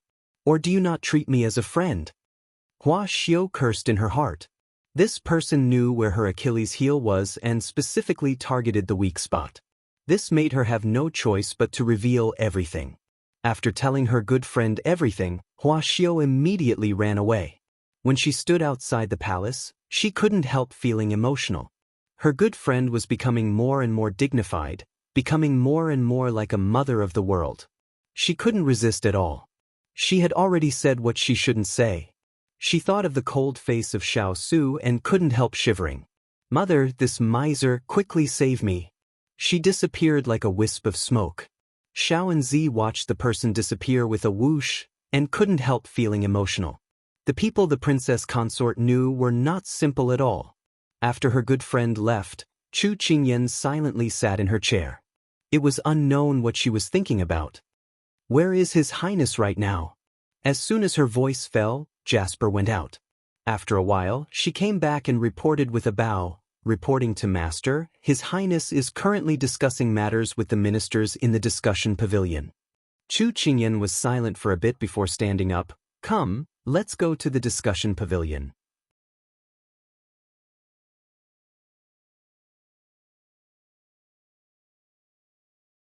Chapter 1474. When Chu Qingyan's group arrived in front of the discussion pavilion, the eunuch standing guard outside came forward to greet them. Who didn't know that this was the heart of the Lord inside? "Princess consort, why did you come here?" "The Lord is still discussing matters with the ministers." The eunuch kindly asked. "I have some business here, so I'll have to trouble Eunuch Li to report this." Chu Qingyan replied with a smile. Eunuch Li did not dare delay hearing this and quickly said, "This servant will go in and report this." Xiao Su was in the middle of discussing the reconstruction of the city with a few important ministers. When he heard the report, his eyes lit up and he put away the memorials in his hands. The ministers were all smart people. When they saw this, they immediately stood up and took their leave, saying that they would take these questions home to think about it and would reply tomorrow. Xiao Su nodded and everyone was instantly cleared out. When Chu Qingyan came in, he was the only one left in the discussion pavilion. "I've disturbed your work." As soon as she came in, Xiao Su immediately came forward to welcome her. He took her by the waist and led her to the dragon throne. Hearing this, he gave a soft laugh. This little fellow did not have any sincerity in her words at all. He placed her in the chair and raised his hand to pinch her cheeks. He said in a concerned voice, "What made you so impatient to see me?" Chu Qingyan looked at him. "You're still so calm right now, but you'll suffer later. Tell me the truth. Have you met with some trouble recently? If you dare hide it from me." She revealed a sly smile. "I'll take my baby out of the palace to avoid being an eyesore to you." Xiao Su's eyes slightly lit up. "You know?" "Humph, if I didn't accidentally find out, how long did you plan on hiding it from me?" Chu Qingyan angrily pointed at his nose and said. Xiao Su gave a low cough. "What matter are you referring to?" Chu Qingyan's eyes opened wide when she heard this. "You're saying that you're hiding more than one matter from me." Stinky ice cube, I can't live like this. Saying this, she stood up to leave. Xiao Su's long hand reached out and immediately pulled her into his embrace. He gently coaxed her. Alright, sorry, it's my fault. What do you want to know? I'll tell you, I won't hide it from you anymore. Ethereal's words were right. A pregnant woman was different from normal. Her temperament was very moody and she was easily sad. As her husband, he naturally had to accept it. Since you're so sincere, I'll forgive you. Speak, what is going on with the people's rumors? The imperial edict has already been issued. You are the rightful successor. How could it be false? Chu Qingyan snorted softly before she returned to the main topic. Xiao Su took the hot tea from the table and fed her a sip, before he slowly explained to her.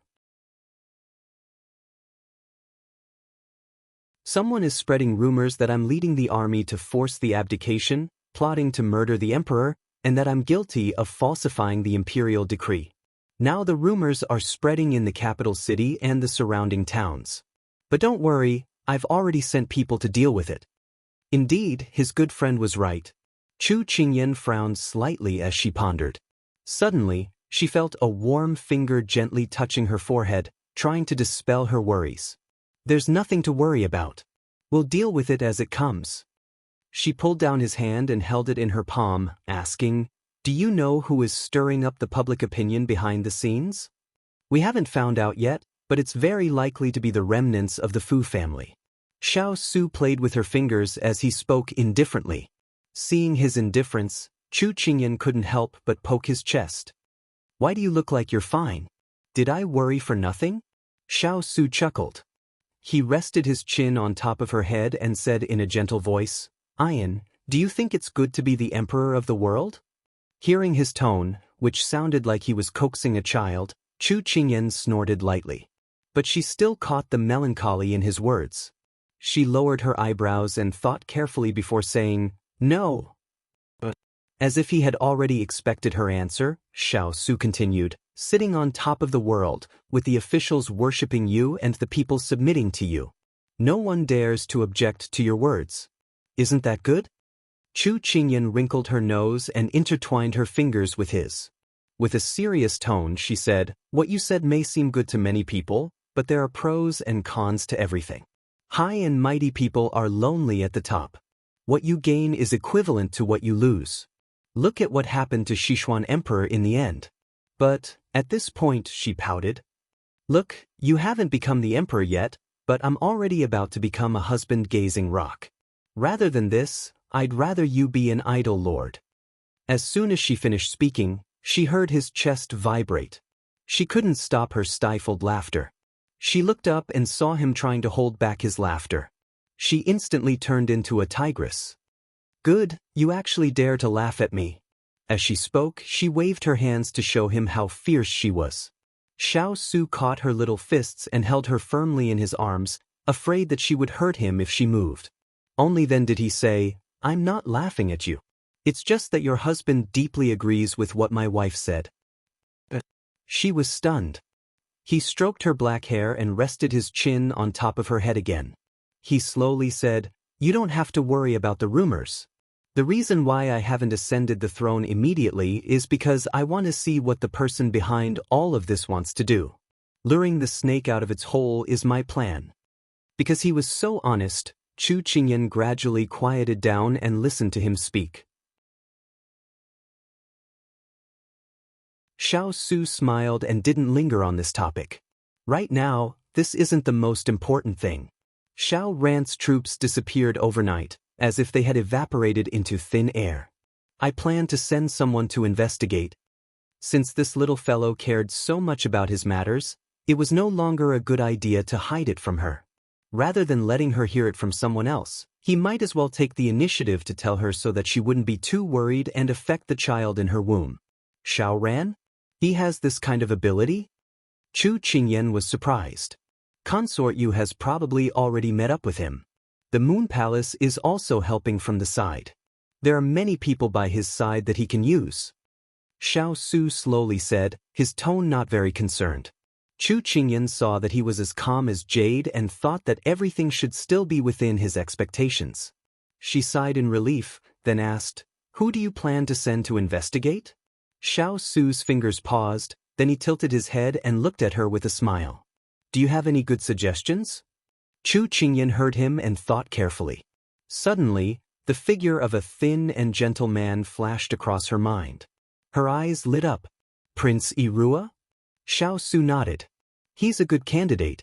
Not only is he a literary talent, but he's also a military talent. In the past, he pretended to be sick and hid his abilities. If we let him do nothing now, it would really bury his talents." She shook her head. "That's not the only reason. When I returned to the palace this time, I saw something wrong with Prince I. How should I put it?" She racked her brains for words to describe it. Finally, she had a flash of inspiration. "It seems like he has nothing left to live for. Although it's not a good way to describe it, I'm a little worried. After all, he's Zijing's sweetheart. Should we tell him about Pang Zijing?" Xiao Su said, deep in thought. "You're tuning in to the Passion Pages YouTube channel. We're so grateful for your support, and don't forget to subscribe to join us on this incredible journey through captivating stories. Your generosity through donations truly makes a world of difference, as it's the primary source of revenue that allows me to expand and enhance this channel for you. Thank you from the bottom of my heart for being a part of this adventure."